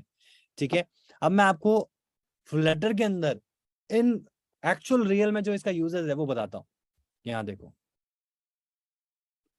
एक्सटेंड्स स्टेटलेस विजेट, दिख रहा है आपको, ये स्टेटलेस विजेट एक क्लास है क्लास। आगे हम एब्स्ट्रैक्ट का भी रोल समझेंगे। एब्स्ट्रैक्ट का सबसे इंपॉर्टेंट रोल क्या होता है कि इसमें फंक्शन डिक्लेयर्ड रहता है। देखो ये, और जो नेक्स्ट क्लास होगी ना उसमें हम पहले तो हम कलेक्शन समझेंगे, फिर अपन डेटा एब्स्ट्रैक्शन पे आएंगे, इंटरफेस पे आएंगे और मिक्सिंग पे आएंगे, इन तीनों को एक साथ समझेंगे।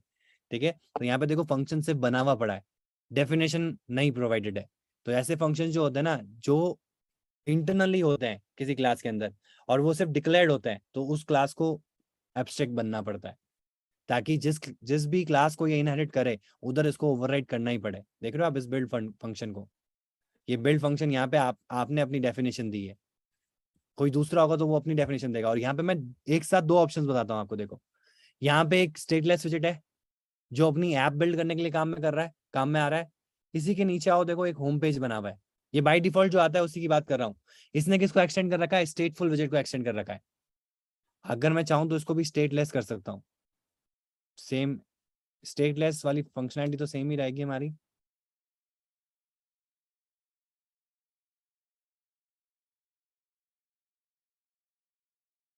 स्टेटफुल और स्टेटलेस में डिफरेंस होता है, एक में स्टेट मैनेज होता है, एक में स्टेट मैनेज नहीं होता है। तो रियल टाइम अपडेट्स अगर आपको चाहिए, रन टाइम में यूआई के अंदर चेंजेस अगर आपको रिफ्लेक्ट करवाने हैं तो आपको एक स्टेट को अपडेट करना होगा। ठीक है, अभी अपन ने इसको हटा लेना है। ठीक है, अभी हम इसको बाय डिफॉल्ट ले रहे हैं क्योंकि हम काउंटर वैल्यू को अपडेट नहीं करवा पाएंगे, और यहाँ पे हमारा ब्लैंक फंक्शन होगा। मैं सिर्फ यहाँ पे एक रोल समझाना चाहता हूँ आपको, वो क्या रोल है।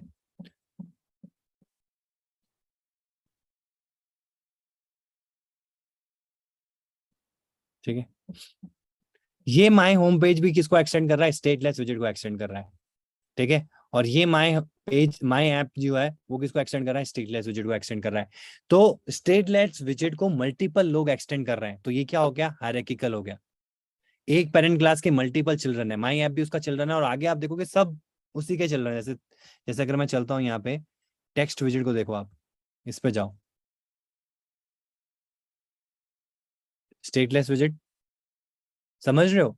तो मैंने जो अभी यहाँ पे आपको करके बताया प्रोग्राम बेसिक के अंदर, तो सब के सब जो लिविंग ऑर्गेनिजम्स हैं वो लिविंग बीइंग है, और ये चारों काम तो करते ही करते हैं।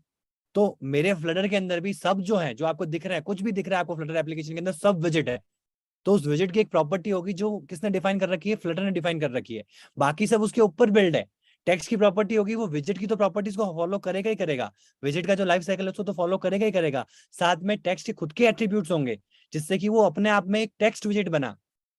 विजिट तो है लेकिन वो टेक्स्ट टाइप का विजिट है जिसमें हम टेक्स्ट के एट्रीब्यूट्स उसमें मैनेज कर सकते हैं। ऐसे ही आपको यहाँ पे एक बटन विजिट मिलेगा, या ऐप बार है तो ऐप बार भी एक विजिट है। देख रहे हो, ये एक स्टेटफुल विजिट है जिसमें रन टाइम हम स्टेट्स को मैनेज कर सकते हैं, और ये साइज्ड बॉक्स से रिप्रेजेंटेड होता है। तो यहाँ पे इंप्लीमेंट्स प्रीफर्ड साइज विजिट, ये आपका होता है इंटरफेस।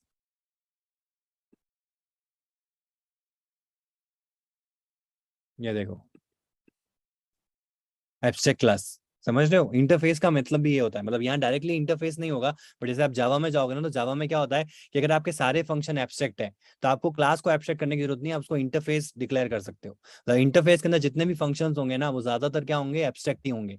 और जहां जिस क्लास में आपको कुछ एब्स्ट्रैक्ट फंक्शन रखना है, कुछ नॉन एब्स्ट्रैक्ट फंक्शन रखना है, तो वो होते हैं आपके एब्स्ट्रैक्ट क्लासेस। तो ये हम समझेंगे, तो इसमें आप कंफ्यूज मत होना। तो ये जो इंप्लीमेंट है ना, ये एब्स्ट्रैक्ट क्लासेस या इंटरफेस इंप्लीमेंट होता है। बट आप मेन चीज देखो, उसने किसको एक्सटेंड कर रखा है, एक विजिट को एक्सटेंड कर रखा है। तो हर विजिट जो आपको यहाँ यूज कर रहे हो आप, जैसे सेंटर विजिट है, तो उसमें मैं टैप करूंगा, तो इसने किसको एक्सटेंड कर रखा है, अलाइन को। अलाइन ने किसको कर रखा है, सिंगल चाइल्ड रेंडर को। इसने रेंडर ऑब्जेक्ट विजिट को। इसने किसको कर रखा है, विजिट क्लास को। तो हर जो क्लास है वो अपने आप में क्या है, एक विजिट है। और ये जो आपको फ्लो दिख रहा है ना, ये कौन सा फ्लो है, मल्टी लेवल इनहेरिटेंस। अब जो रेंडर ऑब्जेक्ट विजिट है, उसने किसको एक्सटेंड किया है, विजिट को। और रेंडर ऑब्जेक्ट विजिट को किसने कर रखा है, कहाँ गया टेक्स्ट, टेक्स्ट में नहीं थे अपन, सेंटर विजिट में थे। देखो सेंटर क्लास इसका सब चाइल्ड सब क्लास है अलाइन का। अलाइन ने फिर किसी और को बना रखा है, तो ये आपका मल्टी लेवल हो गया ना। ये ग्रैंड पेरेंट हो गया, ये पेरेंट हो गया, और ये चाइल्ड हो गया। ठीक है, अलाइन ने फिर से इसको कर रखा है, इसके भी कोई एक पेरेंट है, उसका नाम है भैया रेंडर ऑब्जेक्ट विजिट। और रेंडर ऑब्जेक्ट विजिट ने भी किसको एक्सटेंड कर रखा है, विजिट को। विजिट ने कर रखा है ट्री को। और इस तरीके से ये बिल्ड हुआ है पूरा डायग्नोस्टिकेबल। यहाँ से मेन चीज स्टार्ट हुई है। और यहाँ पे आप देख पा रहे हो कि क्या एक मिक्सिंग क्लास है। इस मिक्सिंग क्लास का क्या रोल होता है वो भी हम समझेंगे। तो ये साथ के mixing, abstract and interface, these are common terms but different different roles. समझ में आया आपको? इनहेरिटेंस का बेसिक पार्ट समझ में आया, जो आपको बहुत हेल्प करेगा जब आप डेवलपमेंट कर रहे होंगे। तो जो भी भैया काम आप, इसमें हाँ बोलो। इसमें इतने सारे इनहेरिटेंस क्यों लेकर फ्लटर ने इस तरह से स्ट्रक्चर क्यों किया? यानी इसलिए क्या, एक ही हाँ अगर बोलो। एब्स्ट्रैक्ट क्लास के अंदर सारे फीचर बना देता, सारे हाँ मेथड्स बना देता, तो क्या वो हेल्पफुल नहीं था? नहीं था। अब रीजन बताता हूँ मैं आपको। जैसे लिविंग बीइंग में मैं यहाँ पे एक फंक्शनलिटी दे देता हूँ, फ्लाइंग की भी, वॉइड फ्लाई। ठीक है, अब इनडायरेक्टली जो विजिट यहाँ पे इसको एक्सटेंड करेगा, अब उसको फ्लाई की कभी रिक्वायरमेंट है ही नहीं, वो उसका स्ट्रक्चर ही नहीं है। तो वो भी हम्म। इसको यूज करेगा, तो उसको एक पर्टिकुलर स्ट्रक्चर में डिफाइन करना है। तो अब लिविंग जो उसने यहाँ पे बनाया है ना, जैसे अपन ने यहाँ पे गए सेंटर के अंदर, तो सेंटर के अंदर जो अलाइन विजिट है ना, वो केवल सेंटर के लिए काम में नहीं आ रहा है, और भी बहुत जगह काम में आ रहा है। अलाइन क्लास जो है, तो अलाइन करने के लिए यूज में आती क्लास। तो वो अलाइन क्लास में जो फीचर्स हैं वो सेंटर को भी मिले और भी बहुत जनों को मिले। बट अलाइन भी जो बनी है वो किससे बनी है, single child render object visit से। और सिंगल चाइल्ड रेंडर ऑब्जेक्ट के कुछ बेसिक प्रॉपर्टीज होगी जो अलाइन में काम में आती है। केवल अलाइन में काम नहीं आती, और भी कई जगह पे काम आती होगी। तो उनकी जो बेसिक टाइप है ना भाई, इन इन चीजों के लिए कौन सा एक क्लास होगा, तो सबके लिए मैं खुद से फंक्शन बनाऊंगा। इससे अच्छा मैंने उसकी क्लास बना दी और इन सब में उसको इनहेरिट कर दिया, तो मुझे बार भैया बार सब क्लास में लिखने की जरूरत नहीं पड़ेगी। भैया एक बड़ी तो ऐप बनाने के लिए क्या इतनी बड़ी हिस्ट्री जानने की जरूरत रहेगी? जैसे हमें कोई विजेट यूज करना है नहीं नहीं नहीं तो। नहीं नहीं नहीं, ये तो मैं आपको सिर्फ बता रहा हूँ। जानने की कोई जरूरत नहीं है, आप इसमें क्या काम हो रहा है आपको कोई फर्क नहीं पड़ता। मेन चीज विजिट का आइडिया होना चाहिए। तो हम वो अपन जब डेवलपमेंट जाएंगे ना, तो विजिट क्या होता है, विजिट का लाइफ साइकिल क्या होता है, विजिट का आर्किटेक्चर क्या होता है, ये हमको अच्छे से पता होना चाहिए। बाकी जो क्या भी क्या चीज आपको मिलती है वो सब विजिट से एक्सटेंडेड है। जरा प्लीज रिपीट करना, क्या क्या विजेट का विजिट का लाइफ? लाइफ साइकिल क्या है, विजिट का आर्किटेक्चर क्या है, विजिट का रोल क्या है, ये हमारे अगर लाइफ में अपन को क्लियर है, तो हम विजिट को कहीं पे भी यूटिलाइज कर सकते हैं हमारे नीड के अकॉर्डिंग। और मुझे पता होना चाहिए कि विजिट का रोल क्या होता है, क्योंकि जो ईच एंड एवरीथिंग आप फ्लटर में देखते हो या हमारा यूजर देखता है ऐप के अंदर, वो सब कुछ एक विजिट के थ्रू बना है फ्लटर के अंदर। भैया वो समझ जो रहे हो? इसके अंदर एक फंक्शन है डिस्पोज का, वो हाँ, उसका कुछ लाइफ साइकिल से कुछ डायरेक्ट लेना देना है? लेना देना है, बिल्कुल है। जो आपका एक स्टेटफुल विजिट होता है ना, उसमें दो फंक्शंस होते हैं बहुत इंपॉर्टेंट। एक होता है इनिट विजिट, एक इनिट फंक्शन, और एक होता है dispose function. Init visit, init function जो होता है वो तब कॉल होता है जब आपका विजिट इनिशियलाइज हो रहा होता है। ठीक है, और उसके हम्म बाद में इनिट के बाद में आपका बिल्ड फंक्शन कॉल होता है कि अब विजिट बिल्ड हुआ है, जो भी आपने क्लास का विजिट बनाया है। ठीक है, एंड हम्म। जो डिस्पोज होता है वो तब कॉल होता है जब आप उस विजिट को डिस्ट्रॉय करते हो। तो जब भी आपका वो हम विजिट उसको डिस्ट्रॉय डिस्ट्रॉय होता है, करेंगे ही क्यों?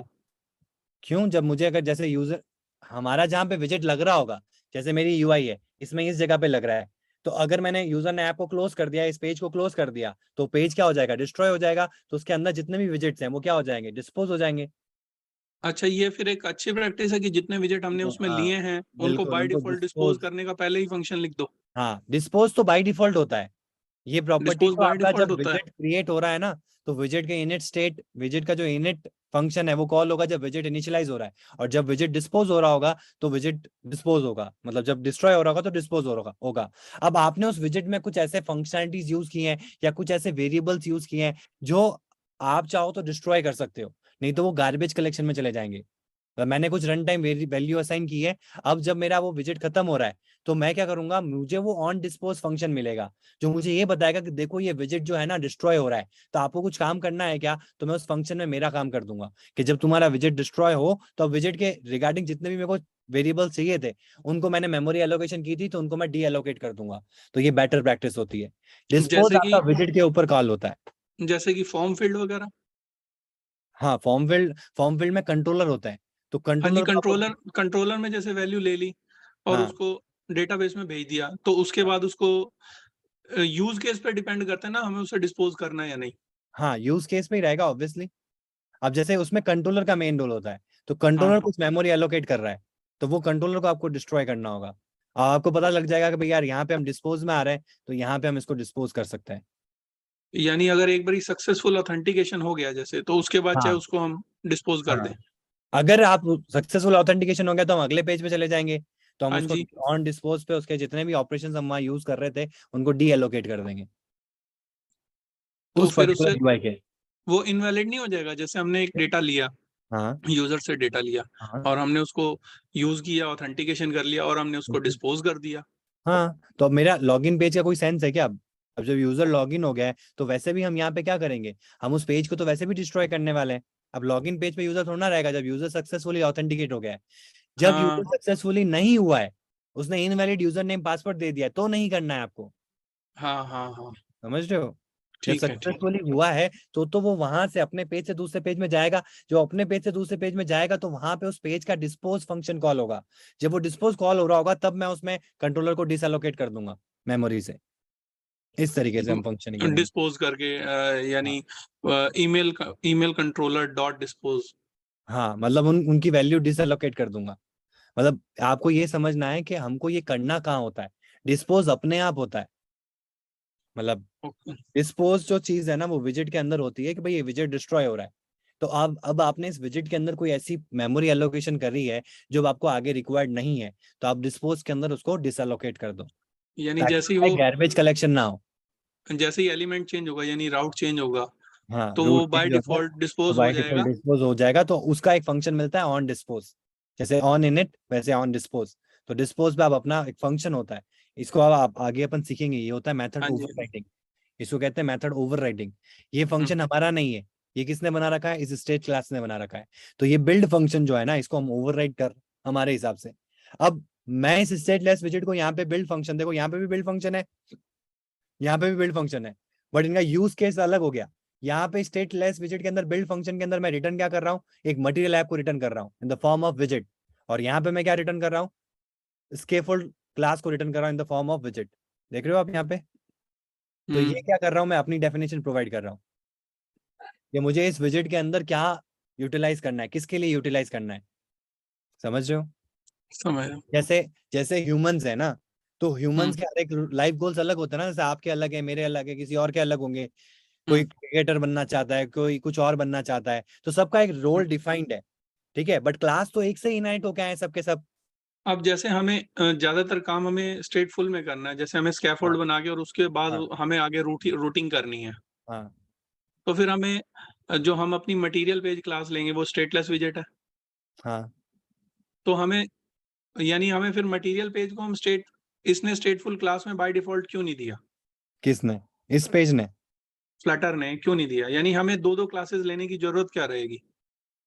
देखो समझना है, जैसे अगर आपकी यूआई के अंदर कुछ चेंजेस नहीं है तो स्टेटलेस विजिट यूज में आएगा। अगर यूआई में कुछ चेंजेस करवाना है तो स्टेटफुल विजिट यूज में आएगा। जैसे मैं कोई ऐप बना रहा हूँ जिसमें सिर्फ आपको कुछ मेरे को बताना है कि भाई ये टर्म्स एंड एग्रीमेंट है, आप इसको फॉलो करो और ऐड पे टैप करो और नेक्स्ट पेज पे चले जाओ। तो वहां पे यूआई में कुछ चेंजेस नहीं हो रहे हैं, तो वहां पे मैं स्टेट को मैनेज नहीं करूंगा। लेकिन जहां मुझे स्टेट को मैनेज करना है और यूआई पे चेंजेस करवाने हैं, तो वहां पे मैं क्या करूंगा, स्टेटफुल विजेट बनाऊंगा। तो स्टेटफुल विजेट में क्या होता है, उनका एक स्टेट्स क्रिएट होता है। ये आगे समझ में आएगा आपको। सर यानी हर एक सिर्फ का ना ये अलग यूआई सब अलग रोल है। यूआई चेंजेस के लिए स्टेटफुल रहता है। हाँ, आपको रन टाइम में यूआई के अपडेशन करने होते हैं ना। आपका मेन चीज क्या है, आप यूआई में क्या दिखा रहे हो, डेटा को, hmm hmm sort of information to user हाँ इन जी। फॉर्म ऑफ, जैसे कि मैं आपको खाना परोस रहा हूँ। अब आप हम्म डायरेक्ट खाना मैंने आपको ऐसे दे दिया कि आपको सब्जियां परोस के दे दी, अब आप खुद सब्जी बनाओ और खा लो। और एक होता है मैं बहुत अच्छे से सर्व कर रहा हूँ, कि जैसे सब्जी का जो ब्लॉक है वो अलग से मिलेगा आपको, पराठा जो है वो अलग से पड़ा है, तो आपके लिए एक ऑर्गेनाइज वे में डेटा मिलेगा आपको। तो यही तो यूआई हुआ, हम्म समझ रहे हम्म। हो? तो अब भैया पढ़ा तो जैसे एक, डेटा ही है। जैसे जहाँ पे यूजर से इंटरेक्शन नहीं होता, जैसे ई कॉमर्स ऐप टाइप है, उसमें तो इंटरेक्शन होता है। कुछ हाँ, गवर्नमेंट वेबसाइट्स होती हैं जिसमें यूजर से इंटरेक्शन नहीं ये होता, सिर्फ ऐप्स के ऊपर इंफॉर्मेशन। नहीं होता है, ये ऐप्स के ऊपर नहीं होता है, ये आपके पेजेस के ऊपर होता है या विजिट्स के ऊपर होता है। वो विजिट जो आप यूज कर रहे हो ना, उसमें इंटरेक्शन हो रहा है या यूजर इंटरेक्शन पे कुछ इनपुट, कुछ आपको यूआई में चेंजेस करवाने हैं, तो आप उसको स्टेटफुल बनाओगे, नहीं करवाना है तो उसको स्टेटलेस बनाओगे। इसको मैं वही समझ पूछ रहा हूँ, जैसे दोनों का डेटा तो बैकएंड में पड़ा है, ई कॉमर्स का भी पड़ा है, किसी हाँ, गवर्नमेंट साइट का भी पड़ा है। बिल्कुल। गवर्नमेंट साइट में जनरली इंटरेक्शन नहीं होता, वो यूजर से नहीं करते। जैसे कोई रिजल्ट की देने वाली साइट है, हम्म। रिजल्ट देने वाली साइट है, तो वो स्टेट फुल बनेगी क्योंकि डाटा पीछे से लगातार स्ट्रीम हो रहा है। अब देखो फिर से आप कंफ्यूज हो रहे हो, आप डेटा पे जाओ ही मत। अगर आपको यूआई में उसका रिजल्ट दिखाना है, चाहे वो हाँ डेटा कहीं पे भी हो, चाहे वो हाँ। गवर्नमेंट के बैकएंड में पड़ा हो, चाहे कहीं पे भी पड़ा हो, अगर वो रिजल्ट मुझे स्ट्रीम होने पे यूआई पे रिफ्लेक्ट करवाना है, तो मुझे तो उसको स्टेटफुल स्टेटफुल बनेगा। बनाना पड़ेगा। ठीक है। और कुछ बिल्कुल देन इंफॉर्मेटिव होती है कि जैसे कुछ टूरिस्ट वेबसाइट्स होती हैं हाँ, कि तो उसमें सिर्फ कंटेंट आप है। हाँ हाँ कंटेंट है, उत्तरांचल में आइए हाँ और ये कीजिए वो कीजिए, हाँ सिर्फ इंफॉर्मेटिव होती है, वो हाँ, स्टेटलेस है। वो स्टेटलेस है। बट इसमें भी क्या होता है ना, हम जब स्टेटफुल विजेट बनाते हैं ना, तो हम उसको चेंज करने के लिए सेट स्टेट फंक्शन को यूज करते हैं। तो वहां पे क्या होता है कि जब हम सेट स्टेट करते हैं तो पूरा बिल्ड फंक्शन वापस से रिबिल्ड करता है। तो इसी के लिए हमारी ऐप के अंदर रन टाइम चेंजेस को दिखाने के लिए, और हमको पूरी यूआई को रिबिल्ड नहीं करवाना है, तो उस केस में हम बिल्डर को, स्टेट मैनेजमेंट को, इनको यूज करते हैं जो आगे आएंगे आपके। State management with stream builder, state management with future builder, provider, cubit, bloc, ये सब हम करेंगे। क्योंकि हम बहुत बार अगर यूआई चेंजेस दिखा रहे हैं, जैसे स्ट्रीम कर रहे हैं, तो बहुत बार बिल्ड हो रहा है, और एक डेटा को चेंज करने के लिए मैं पूरे विजिट को रिबिल्ड कर रहा हूँ, पूरा का पूरा जो मेरा ऐप बार से लेके जो मेरा फ्लोटिंग एक्शन बटन है, पूरा हर बार रिबिल्ड हो रहा है सिर्फ उस एक कंटेंट को अपडेट करने के लिए। तो उस केस में हम क्या करते हैं, डेटा को अलग मैनेज करते हैं और उसके लिसनर्स बनाते हैं हमारी मेन यूआई के अंदर। जैसे जैसे डेटा अपडेट होगा, वैसे वैसे हमारा वो केवल एक ही कंपोनेंट रिबिल्ड होगा। तो वो काम हम आगे करेंगे। ठीक है। ओके ओके, थैंक यू भैया। अब इसको हम ऑब्जर्वेबल से करके मैनेज करेंगे, स्टेट सर मैनेजमेंट। डायनेमिक चीजें को यूज करने के लिए हम लोग स्टेटफुल का यूज करते हैं। हाँ, मतलब यूआई में चेंजेस दिखाने हैं तो हम हाँ स्टेटफुल हाँ। यूज करते हैं। ठीक है। यूआई में चेंजेस मतलब कि रन टाइम में कुछ चेंजेस हुए हैं, रन टाइम चेंजेस मतलब कि डायनामिक। ठीक है, इसको इसकी एक अलग क्लास होगी जिसमें हम इसको बहुत डिटेल में जानेंगे। अभी सिर्फ आपको ये समझना है कि हमने यहाँ पे एक्सटेंड किया है, आइदर यहाँ पे एक स्टेटलेस विजिट होगा या एक स्टेटफुल विजिट होगा। बट मेन मोटिव क्या है कि हमने एक विजिट क्लास को एक्सटेंड किया है, क्योंकि एवरीथिंग, आप कोई भी चीज यहाँ पे ले रहे हो, चाहे अपनी खुद की बना रहे हो क्लास बना के, आगे हम कस्टम विजिट भी बनाएंगे कि एक बटन है, मेरे हिसाब का बटन बनाना है, मुझे ऐसा राउंडेड शेप में चाहिए और इसके ऊपर ग्रेडियंट कलर चाहिए, टेक्स्ट ऐसा होगा और इधर आइकन आएगा। तो ऐसा आपको विजिट बाय डिफॉल्ट नहीं मिलेगा, आपको जो बटन मिलेगा वो एक नॉर्मल बटन मिलेगा। तो हम क्या कर सकते हैं कि भाई मैंने देखा मेरी पूरी ऐप के अंदर 20 जगह पे मैं बटन यूज कर रहा हूँ। ठीक है, बस इमेज अलग है और ऊपर का जो टेक्स्ट है वो अलग है, बाकी जो यूआई वाइज है वो सब सेम है। तो उस केस में हम क्या करेंगे, बटन का एक क्लास क्रिएट करेंगे, उसको हम एक्सटेंड करेंगे हमारे विजिट से, और उसमें रिटर्न क्या करेंगे, उस बटन का टाइप रिटर्न करेंगे विद दैट चेंजेस। तो क्या होगा, मुझे बार बार क्रिएट नहीं करना पड़ेगा, मुझे सिर्फ एक बार क्रिएट करना पड़ेगा, और जहां पे भी मैं उस बटन को यूज कर रहा हूँ वहां पे उसका ऑब्जेक्ट क्रिएट करूंगा।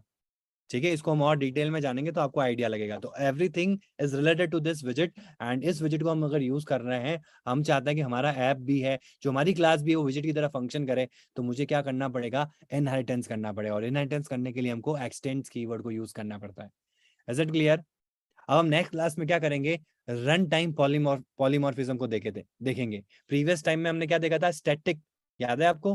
कंपाइल टाइम पॉलीमॉर्फिज्म, कौन बताएगा मुझे, हमारे फ्लटर के अंदर या डार्ट के अंदर स्टैटिक कंपाइल टाइम पॉलीमॉर्फिज्म होता है या नहीं होता है?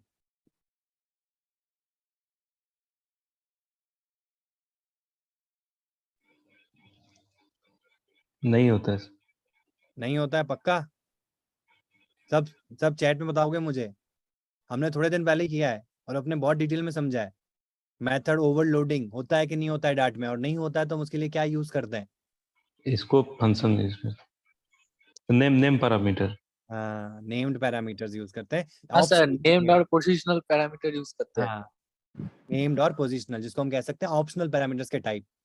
ठीक है, ओके, गुड, वेरी गुड। तो अब हम कल वाली क्लास में क्या करेंगे, पहले तो हम रन टाइम पॉलीमॉर्फिज्म देखेंगे। रन टाइम पॉलीमॉर्फिज्म यानी कि मेथड ओवरराइडिंग क्या होता है।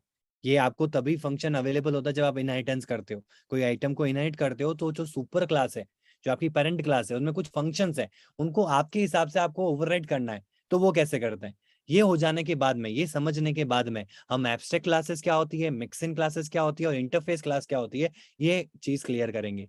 ठीक है, फिर आपको एक बेसिक आइडिया हो जाएगा। फिर हम नेक्स्ट क्लास के अंदर हमारे कलेक्शंस क्या होते हैं और ये समझेंगे। ठीक है, यस भैया मैं हाँ दीक्षित, भैया Good अच्छा evening, सर sir. Hello, एक good सेकंड, evening, sir. हाँ बोलो बोलो बोलो। Sir, in stateful widget, if we cannot update the UI, then it will become stateless widget, right?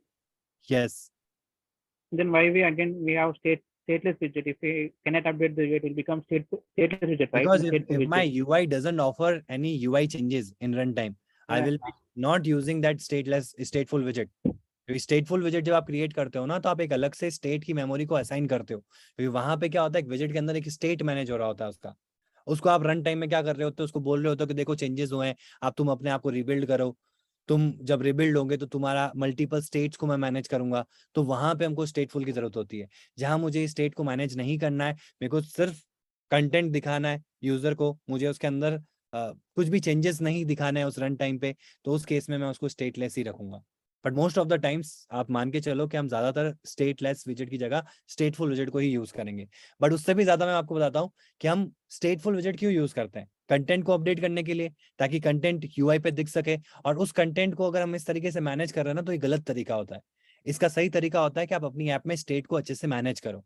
तो उसमें हम यूज करेंगे, हमारी ऐप में इंक्लूड करेंगे स्टेट मैनेजमेंट। तो जब स्टेट मैनेजमेंट आएगा तो हम स्टेट फुल विजेट को भी यूज नहीं करेंगे, हम सिर्फ अंदर के कंटेंट को रिबिल्ड करना चाहेंगे, तो वहां पे बिल्डर क्लासेस को यूज करेंगे। तो पूरी यूआई को रिबिल्ड ना करके हम सेलेक्टेड कुछ विजेट्स को ही रिबिल्ड करवा सकते हैं उस यूआई में से। तो वहां पे हम उस कॉन्सेप्ट को यूज करेंगे। Is it clear Dikshit? Yes, sir. Okay, yes Sumit.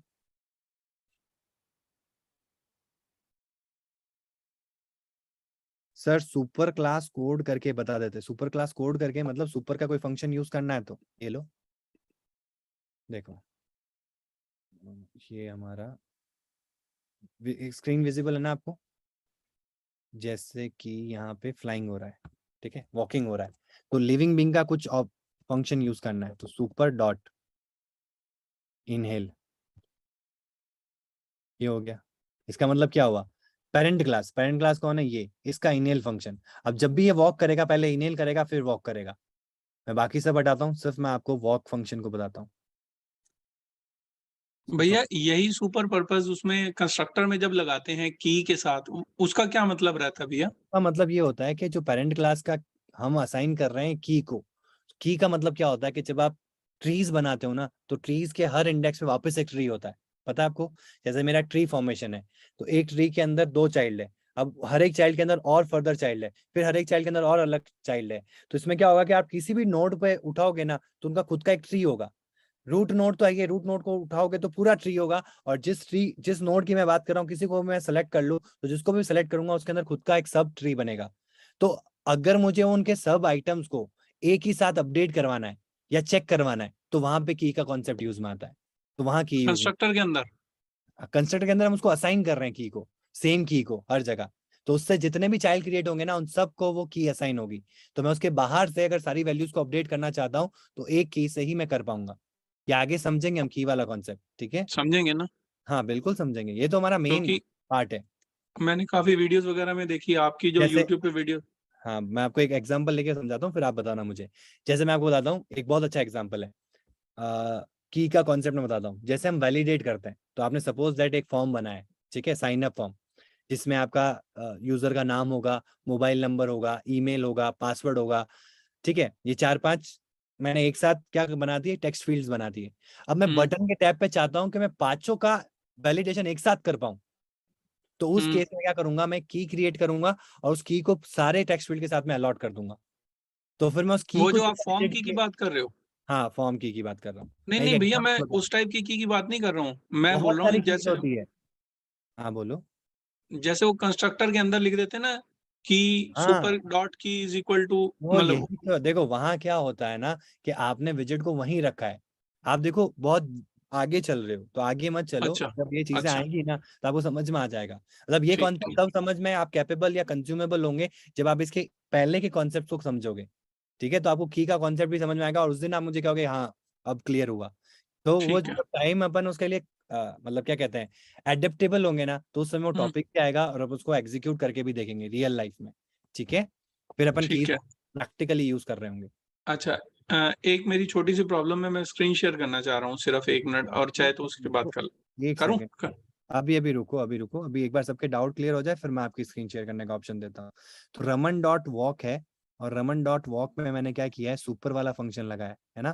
तो अब मैं सिर्फ वॉक कर रहा हूँ, तो वॉक में दोनों काम होने चाहिए। ठीक है, इनकी जरूरत नहीं है, चलो अपन रन करते हैं। हो गया, inhaling and walking, inhaling O2। अब इनहेलिंग वाला काम कैसे किया मैंने, मेरे चाइल्ड क्लास में या सब क्लास में मैंने अपने पेरेंट क्लास के कुछ फंक्शन को यूज किया। तो कैसे यूज करूंगा, सुपर डॉट करके। इसका और रोल समझ में आएगा जब हम कल ओवर राइडिंग करेंगे, मेथड ओवर राइडिंग। तो मैं क्या करूंगा कि भाई मेरे पेरेंट के विजिट को मैं, मतलब पेरेंट के फंक्शन को मैं ओवरराइड करना चाहता हूँ, बट मैं ये भी चाहता हूँ कि उसके जो इम्प्लीमेंटेशन है वो भी मैं एग्जीक्यूट करूँ और मेरा इम्प्लीमेंटेशन भी दे सकूं मैं। इसका बहुत अच्छा एग्जाम्पल मैं आपको समझाऊंगा, तो आपको आइडिया क्लियर होगा सुपर फंक्शन, सुपर जो आपका कीवर्ड है वो कहाँ यूज में आता है। ठीक है, ओके एवरीवन।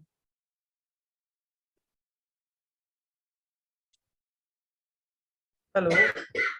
हाँ बोलो। यस सुमित। हाँ जी, राघव राघव सर। हाँ राघव बोलो। सर एक बात बताइए, जैसे हम क्लास में कंस्ट्रक्टर बनाते हैं हाँ। और उसके बाद अगर मान लो हम क्लास में कंस्ट्रक्टर बनाए और उसी क्लास को अगर उसका ऑब्जेक्ट किसी अनदर फाइल में, मतलब कि उसको इंपोर्ट कर देंगे, ठीक है, उस क्लास को, पहली वाली क्लास को इंपोर्ट कर देंगे अनदर फाइल में, हाँ हाँ ठीक है, हाँ। और उस क्लास का ऑब्जेक्ट हम अनदर फाइल में बनाएंगे, उसी जो हमने सेकंड डॉट आर्ट करके एक फाइल बनाई है, ठीक है सर। और उसमें हम जैसे वैल्यूज कंस्ट्रक्टर ऑब्जेक्ट बनाते वक्त वैल्यूज डालते हैं ना, लाइक रमन डॉट जैसे करके आप, हम अगर मान लो उसमें हम यूजर इनपुट लेना चाहते हैं, तो हम उस कंस्ट्रक्टर में यूजर इनपुट ले सकते हैं, ऑब्जेक्ट में, सॉरी, ऑब्जेक्ट में यूजर से इनपुट ले सकते हैं, इंट डॉट पार्स stdin। हाँ, अब यही कह रहे हो ना कि जैसे मैंने ये क्लास जो है ह्यूमन बींग वाली यहाँ नहीं बनाई है, इसको मैं कट कर देता हूँ, एक नई फाइल बनाता हूँ। स्क्रीन शेयर नहीं हो रही। स्क्रीन शेयर्ड नहीं है, एक सेकंड रुको। ठीक है, हाँ ये जी आ सर, गया हो हमारा। गया। मैंने क्या किया, यहाँ पे जो मैं काम कर रहा था ना ये ह्यूमन वाला, इसको मैंने कट कर दिया यहाँ से। ठीक है, और मैंने क्या किया, यहाँ पे एक नई फाइल क्रिएट करी। यही कह रहे हो ना आप, कंस्ट्रक्टर वाला जो आपका पॉइंट है। तो हम क्या करते हैं, यहाँ पे इसको लिब के अंदर न्यू पे जाएंगे और यहाँ पे एक हाँ नई जी, एक डाटा डाटा फाइल बनाएंगे। Human being. ठीक है, और यहाँ पे पेस्ट कर देंगे, ये बना दिया हमने क्लास। अब लिविंग बींग को हमने एक्सटेंड किया तो हमको क्या करना पड़ेगा, इसको इंपोर्ट करना पड़ेगा। तो आ गया, इंपोर्ट हो गया। ठीक है, अब हम आ जाते हैं वापस हमारे प्रोग्रामिंग बेसिक्स के अंदर। ठीक है, अब आप चाह रहे हो कि ह्यूमन बींग में कुछ वैल्यू इंपोर्ट करनी है आपको, जो कि आपको रियल टाइम में लेनी है। यही चाह रहे हो ना कि भाई यूजर से लो आप, मतलब यूजर से इन द सेंस कि भाई कंसोल से लो। तो हम क्या करेंगे, यहाँ हाँ पे जी। Print enter your name. हम आपके नाम का क्या बनाएंगे, एक ह्यूमन बनाएंगे।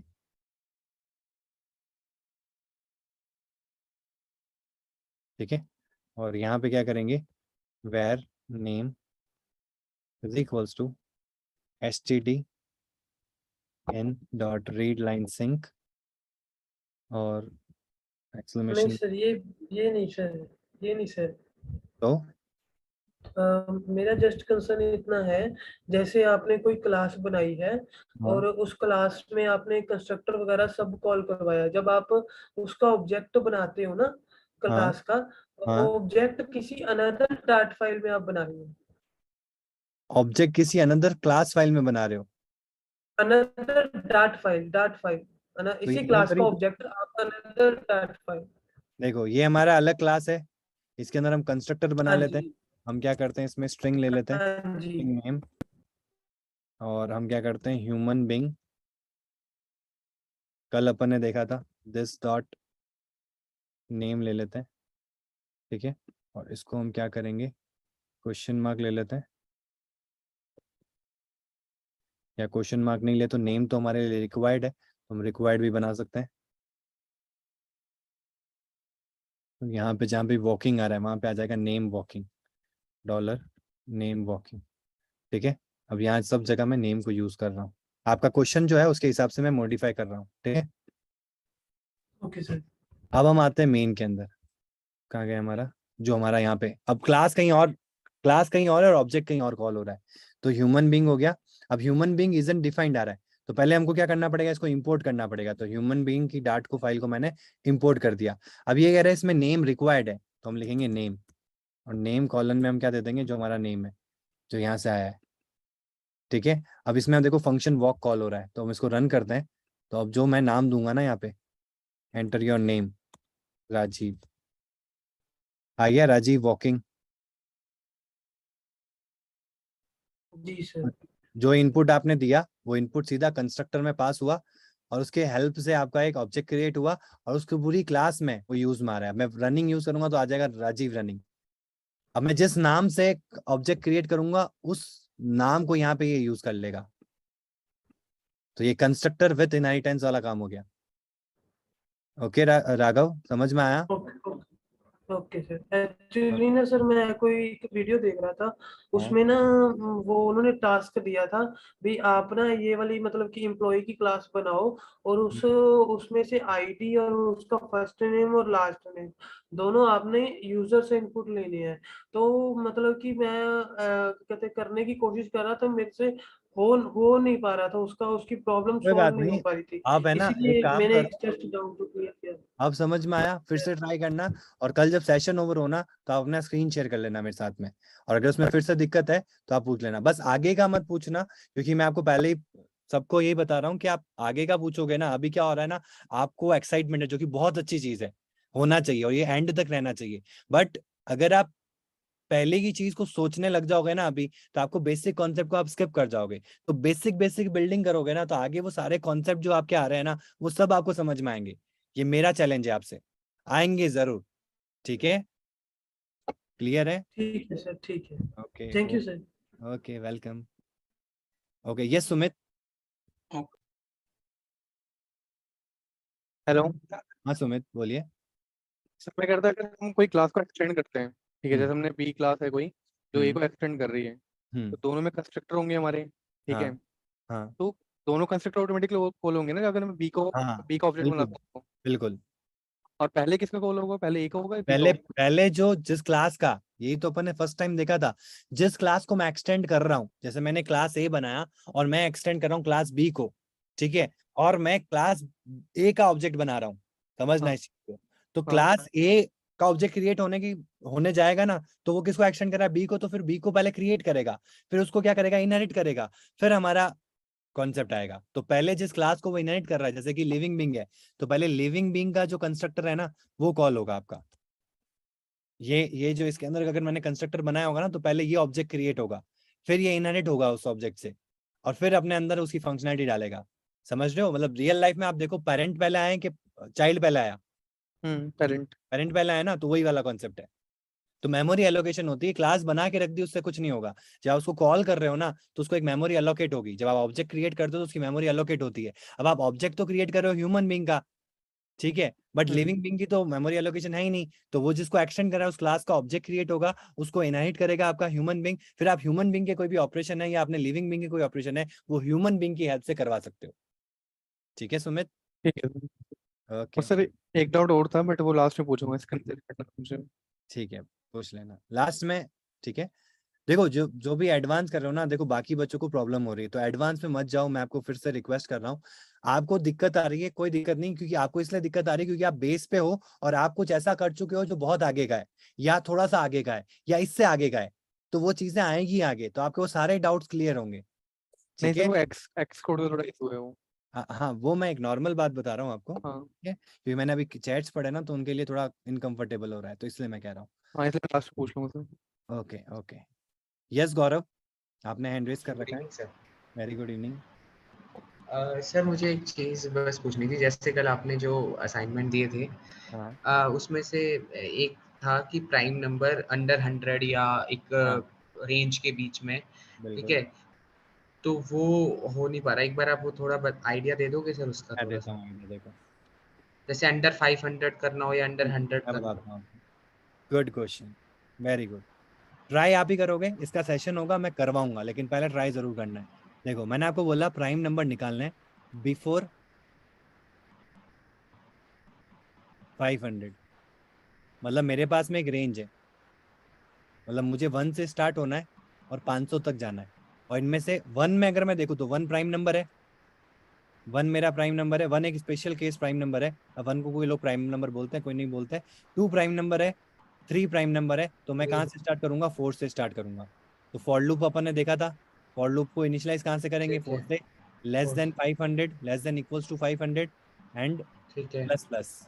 ये हमारा लूप बन गया, मैं शॉर्ट में बता रहा हूँ। ठीक है, फिर आप क्या ठीक है, करोगे, यहाँ पे आप चेक लगाओगे प्राइम नंबर का। तो प्राइम नंबर का आपने कॉन्सेप्ट देखा था अपन ने, क्या होता है ठीक प्राइम है। नंबर में जो भी इस नंबर आया है बोल इस उसको प्राइम उसके वगैरह आधे करके, से लूप चलाएंगे और उसको चेक करेंगे कि प्राइम नंबर है कि नहीं है। तो आप क्या करो, वो जो काम आपने किया है ना वो एक फंक्शन में कर दो, और फंक्शन का रिटर्न टाइप बुलियन बना दो कि अगर ये प्राइम नंबर जो मैंने भेजा है वो जो भी नंबर है अगर वो प्राइम नंबर होता है तो रिटर्न कर दो ट्रू, नहीं होता है तो फॉल्स कर दो। मतलब जो पहले प्राइम नंबर का हम काम कर रहे थे वो सिर्फ एक नंबर के लिए कर रहे थे ना, समझ पा रहे हो गौरव, कि भाई मैं यूजर से एक नंबर ठीक, ले रहा था, भाई यूजर मेरे को दे रहा था कि जैसे 25 बताओ प्राइम नंबर है कि नहीं है, तो मैं उसको अपने लूप में डालता और मैं उसको बताता कि 25 प्राइम नंबर नहीं है।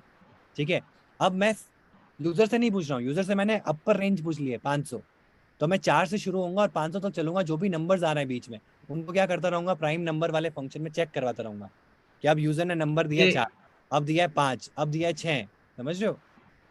ये लूप तो चल जाएगा, लूप हाँ चलने के बाद मतलब वो चेक फिर इसके थ्रू होगा n/2 के थ्रू। हाँ, तो आपका जो इनिशियल नंबर होगा ना वो आपका 1 से स्टार्ट होगा, 1 से नहीं 2 से स्टार्ट होगा, टिल जो यहाँ पे आएगा ना, जैसे ये suppose that int I equals to 0 है, I should be less than, तो यहाँ पे एन की जगह आई आ जाएगा, i/2।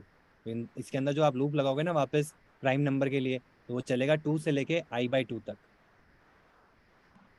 समझ में ठीक है आया, सर, समझ रहे हो ठीक ना, है, मतलब मैं, और जो भी इसमें कंडीशन में ट्रू होता रहेगा मैं उसको प्रिंट कराता रहूंगा कि ये प्राइम नंबर है, और 500 तक आके रुक जाएगा। तो जितने भी इस रेंज में जितने भी प्राइम नंबर होंगे वो इस कंडीशन में एग्जीक्यूशन में आएंगे, बट वो मेरी जो इफ कंडीशन है उसमें नहीं जाएंगे कि भाई इक्वल डिविजिबल है कि नहीं है, क्योंकि अपन ने प्राइम नंबर वाले केस में देखा था ना कि यहाँ पे हम चेक लगाते हैं इफ जो भी नंबर है डिवाइडेड बाय, यहाँ पे नंबर कौन है आई, यहाँ पे हम ले लेंगे जे ये लूप के लिए।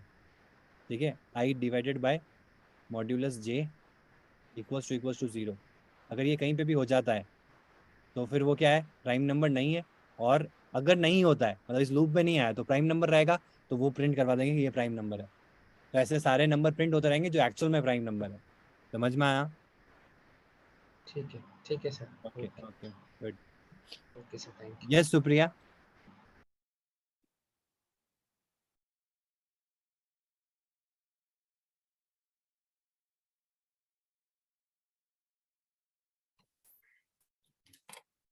हेलो हाँ सुप्रिया बोलो। सर, मुझे स्क्रीन शेयर करना था, मेरे प्रोग्राम्स दिखाने थे। जो असाइनमेंट आपने दिए थे ना, प्राइम नंबर वाला नहीं हुआ मुझसे, वो हाँ अभी तो हो गया। डाउट पूछा तो मेरा थोड़ा क्लियर हुआ है कैसे ओके करना है। ओके ओके बट मेरे को प्रॉब्लम है तो वो आईजे में ही आ रहा है। मैंने 2 लूप लगाए थे, एक इनर और एक आउटर, ओके उसमें थोड़ा सा प्रॉब्लम आ रहा है। बट आपने अभी बताया तो मैं ट्राई करके देखूंगी एक बार और। बिल्कुल बिल्कुल, और मैं देखूंगा जिस दिन हमारा सेशन होगा ना उस दिन आप सभी से मैं पूछूंगा और अपना एक एक करके आप शो कर सकते हो, फिर अपन इम्प्लीमेंटेशन पे जाएंगे। ठीक है। ओके, तो अभी मैं प्रोग्राम्स दिखाऊं या बाद में देखोगे आप? आप जब जिस दिन मैं ये सेशन लूंगा ना प्रोग्राम्स वाला, उस दिन मैं आपको शेयरिंग का ऑप्शन दूंगा। आप उस दिन शेयर करना और अपना लॉजिक बताना कि आपने क्या लॉजिक लगाया। किसी और का लॉजिक देखेंगे, फिर अपन जो बेस्ट लॉजिक है वो अपन लगाएंगे, और हो सकता है जो आपने लगाया वो बेस्ट लॉजिक हो। ठीक है, okay, no issue. Okay Supriya, okay okay okay everyone, ठीक है। ओके, तो सनी आपको डाउट है तो हम हाँ जी भैया, बस 1 मिनट का ही डाउट है। किससे रिलेटेड है? अभी टॉपिक से रिलेटेड है या एडवांस टॉपिक से रिलेटेड है? तो एडवांस टॉपिक से रिलेटेड, लेकिन वो बहुत बेसिक है। सिर्फ 1 मिनट लगेगा भैया। तो मैं एक बार सेशन एंड करता हूँ, आप होल्ड रहना, ठीक है? अच्छा मैं हूँ यहाँ पे, आप सबका सेशन एंड कर रहा हूँ ताकि उनको कंफ्यूजन ना हो। सर ठीक, मुझे भी एक डाउट था, हाँ बोलो नवीन। वही मैंने बोला था लास्ट में पूछने के बारे में, एक्स कोड का इशू था मेरा। हाँ सुमित, आप दोनों रहो, सुमित एंड सनी, ठीक है? ओके। ओके सर, अभी बहुत एडवांस हो रहा है, सब कंफ्यूजन हो रहा है, कोई दिक्कत नहीं दिव्या। थोड़ा सा किन्हीं को है ना, कुछ कोई चीज एडवांस पढ़ रहा है, वैसे मैंने आज बता दिया है। तो देखो जो क्लास में हो रहा है ना, आप उससे रिलेटेड पूछो। अब अगर आप प्रैक्टिस पहले से कर रहे हो ना, अगर वो चीज में अगर आपको समझ में वो चीज कंफ्यूजिंग कर रही है तो कोई दिक्कत नहीं, उसको आप होल्ड कर दो एक बार के लिए। जब आप उस जगह पे आओगे ना तो आपके डाउट ऑटोमेटिकली क्लियर हो जाएंगे। इससे क्या हो रहा है ना, बाकी जो स्टूडेंट जो जीरो से स्टार्ट कर रहे हैं उनको थोड़ा सा कंफ्यूजन हो रहा है। तो अगर आपको कुछ एडवांस डाउट है तो आप क्या कर सकते हो कि जब सेशन एंड हो जाए तो हम सब चले जाएंगे, उसके बाद आप पूछ सकते हो ताकि बाकी को प्रॉब्लम ना हो। ठीक है, ओके थोड़ा दिव्या। नहीं सर, बहुत ज्यादा हो रहा है और इतना एडवांस में चलना मतलब एक समझ गया मैं, समझ लिमिट क्रॉस गया। हो रही है। तो मैं सीधे से रिक्वेस्ट करना चाहूंगा कि भाई जितना क्लास में चल रहा उतना ही बिल्कुल पूछो। बिल्कुल ठीक बिल्कुल। है, ये बात सर नहीं बोल सकते लेकिन हम बोल सकते हैं, हाँ तो तो भैया थोड़ा ध्यान में रखो।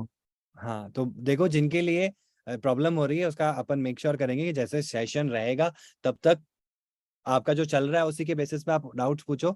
जब सेशन एंड हो जाएगा, या आप मुझे पर्सनली कॉल करके पूछ सकते हो, वो 12 से 2 के बीच में जो टाइम है उस समय आप कोई प्रॉब्लम आ रही है जो बहुत अर्जेंट है और आप आगे कुछ कर रहे हो। हालांकि मैं आपको सजेशन यही दूंगा कि आप कंफ्यूज मत हो, आप जो कर रहे हो वो एक अलग लेवल है, तो आपको जाने से पहले बेस क्लियर करना चाहिए, बेस क्लियर करके फिर आगे जाना चाहिए। ठीक है, okay everyone, thank you thank you thank you Supriya. Okay okay everyone, तो सेशन को एंड करते हैं। Till then stay home, stay safe, have a fantastic day today. Good night, see you. Good night, good night. Yes Sunny, you can share your screen, then Sumit आप share कर सकते हो, बाकी सब आप जा सकते हो। इनके कुछ भैया ये एडिशनल डिसेबल्ड कर। हाँ, गुड नाइट एवरीवन। भैया स्क्रीन शेयरिंग डिसेबल्ड कर रखी है। नहीं, ऑन कर दिया मैंने। अच्छा, ये मैं स्क्रीन डालता हूँ।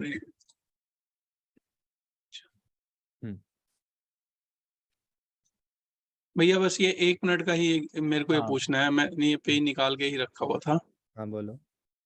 इसमें ये देखिए भैया, पेन लाइन नंबर 32 पे देखिए, इनिशियल हाँ राउट दे दिया मैंने एक। हाँ, अब इसी राउट को राउट के अंदर मेंशन करना भी जरूरी है क्या? देखो राउट्स में आप इनिशियल राउट में दे रहे हो welcome screen name, welcome screen dot screen name, और इसमें आप क्या भेज रहे हो, वेलकम स्क्रीन को भेज रहे हो। बिल्कुल जानना जरूरी है ना। इनिशियल राउट में तो देखो आप क्या बता रहे हो, welcome screen dot screen name आएगा, ठीक है, और इसके बेसिस पे क्या काम होगा, वेलकम स्क्रीन कॉल होगा। Supplier home screen dot screen name करोगे तो आपका सप्लायर होम स्क्रीन होगा। तो जो आपने इनिशियल रूट में डाला ना, वो तो उसका टाइप डाला है welcome screen dot screen name. इसको क्या पता कौन से पेज पे जाना है, तो ये रूट्स के अंदर डिफाइंड है। जितने भी आप रूट्स बनाओगे ना, ये आप रूट्स वाले जो फाइल है ना, मतलब रूट्स वाला जो ब्लॉक है उसमें डिफाइन कर दोगे। फिर जहां आपको जाना होगा ना तो इनका सिर्फ नेम कॉल होगा। जैसे वेलकम स्क्रीन में जाना है तो welcome screen dot screen name, तो सीधा वो नेविगेट हो जाएगा welcome screen dot screen name में। अब आपने यहाँ पे इनिशियल रूट बताया, दैट मीन्स कि भाई इनिशियली आपको कहाँ जाना है, तो नाम दिया है आपने, नाम के अंदर रूट क्या है, रूट है एक वेलकम। तरह से राउट ये उसकी एड्रेस हो गया कि इस हाँ एड्रेस से होकर जाओ। बिल्कुल, राउट ओके। देखो ये कहाँ काम में आता है, नेविगेशन में काम में आता है। आगे जब हम नेविगेटर को यूज करेंगे ना, नेविगेटर का क्या रोल होता है, एक पेज से दूसरे पेज में नेविगेट कराना, इनको बोलते हाँ हैं हाँ हाँ, troubleshooting। ठीक है, तो आप भी ठीक जब है। अपने घर से कहीं जाते हो तो आप एक रूट को फॉलो करते हो और आप उस रूट को फॉलो करके अपने आप को नेविगेट कर रहे हो, तो ये कॉन्सेप्ट है। ठीक है, ठीक है भैया, ठीक है, थैंक यू। Okay okay. ये सुमित आप शेयर कर सकते हो स्क्रीन को अपनी। ठीक है सर, स्क्रीन विजिबल है मेरी? हाँ स्क्रीन विजिबल है। सर मुझे ये इशू आ रहा था, मतलब मैंने एक्स कोड का जो अपडेट किया है ना, 14.3 अपडेट हुआ है, हाँ तब से मुझे ये इशू आ रहा है। Posted, okay web view Flutter कहाँ चला रहे हो ये, मतलब कब चला के दिखाओ एक बार। मतलब अभी तो मैंने इसमें कुछ चेंजेस किए थे तो अब मुझे ये वाला नया इशू आने लग गया। हाँ। 1 मिनट दिखाता हूँ।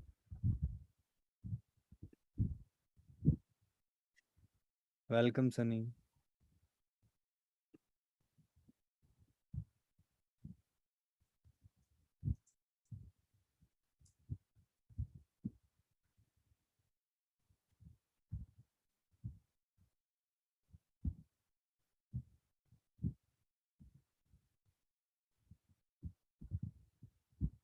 मैंने स्टैक ओवरफ्लो पे चेक किया था तो उसमें तो सजेशन दे रहे थे कि यहाँ पर अपडेट कर दो, ठीक है, इसमें पॉड जाके फाइल पॉड में। फाइल में।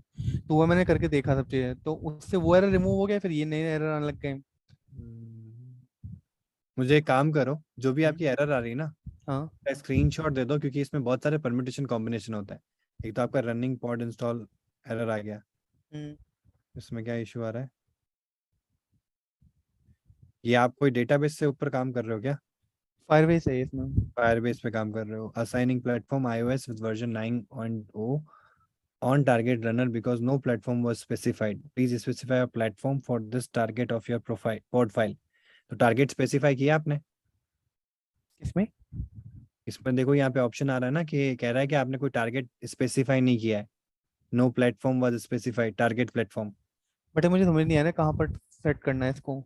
देखो यार, ये पोर्ट फाइल में चेंजेस करने पड़ेंगे, और इसमें चेंजेस मैनुअली मत करो आप। एक मैंने काम बस करो, जो आपका हाँ एरर आ रहा है ना, ये मुझे मेल कर दो। ठीक है, ये कोकोआ पॉड्स को हमको इंस्टॉल करना है। ये आपने सही से इंस्टॉल किया है कोकोआ पॉड्स? हाँ, बाकी प्रोजेक्ट चल रहे हैं, ठीक है। बाकी बस प्रोजेक्ट चल रहा है, ये वाला नहीं चल रहा है बस। हाँ, इसी में इशू आ रहा है। और बाकी प्रोजेक्ट्स में क्या फायरबेस का काम किया है आपने? हाँ, दूसरे और प्रोजेक्ट में है फायरबेस का काम। और उसको चलाया है अपने आईफोन के ऊपर? नहीं, जिसमें फायरबेस वाला काम है उसमें भी नहीं चल रहा है। उसमें नहीं चल रहा है ना? नहीं। हाँ, तो कोकोआ पॉड्स में प्रॉब्लम है। कोई दिक्कत नहीं है, अपन सेटअप कर देंगे। ठीक है, ये अलग से मैनेज करना पड़ता है आपको। कोकोआ पॉड्स को इंस्टॉल करना पड़ता है sudo जैम करके, और हाँ फिर सर। जो आपका मैक ओएस की जो मेन डायरेक्टरी होती है ना, उसमें उसका पाथ असाइन करना पड़ता है। जेड तो S H S R C जो UTF, फाइल होती है उसमें ना। हाँ, बी हाँ एस वो एच आर सी होती है, या किसी केस में नैनो मेरे में Z S H R C है। जेड एस आर सी मैंने है ना। हाँ, हाँ, उसमें मैंने उसको ओपन करके स्क्रॉल मैंने अप करो एक बार, उसको स्क्रॉल अप करो ऊपर। इसमें आपको यूटीएफ की एरर आ रही है क्या कोई? ऊपर जाओ, और ऊपर जाओ। बस यहीं से। पॉड फाइल में आप मैनुअल चेंजेस मत करो। वो क्या होता है ना कि वो डायरेक्टली उसको मिलता नहीं है ना रनिंग पॉड्स में, तो वहाँ पे इशू आता है। कोई दिक्कत नहीं है, मैं सेटअप करवाऊंगा। ठीक है, तो आपका प्रॉब्लम ठीक है, सॉल्व हो जाएगा। तो मैं आपको मेल कर दूँ ये। हाँ, ये वाला मेल कर दो। नॉर्मली केसेस में तब आता है जब आपने अपने कोकोआ पॉड्स को अपडेट नहीं कर रखा हो, या उसको प्रॉपरली इंस्टॉल नहीं कर रखा हो। ये सर बहुत इशू तब एरर आना। ये इशू तब से ही आ रहा है जिसमें मैंने एक्स कोड का इशू अपने अपडेट किया है ना। ठीक है, पहले हाँ 14.1 था शायद, अभी हाँ। 14.3 हो गया है।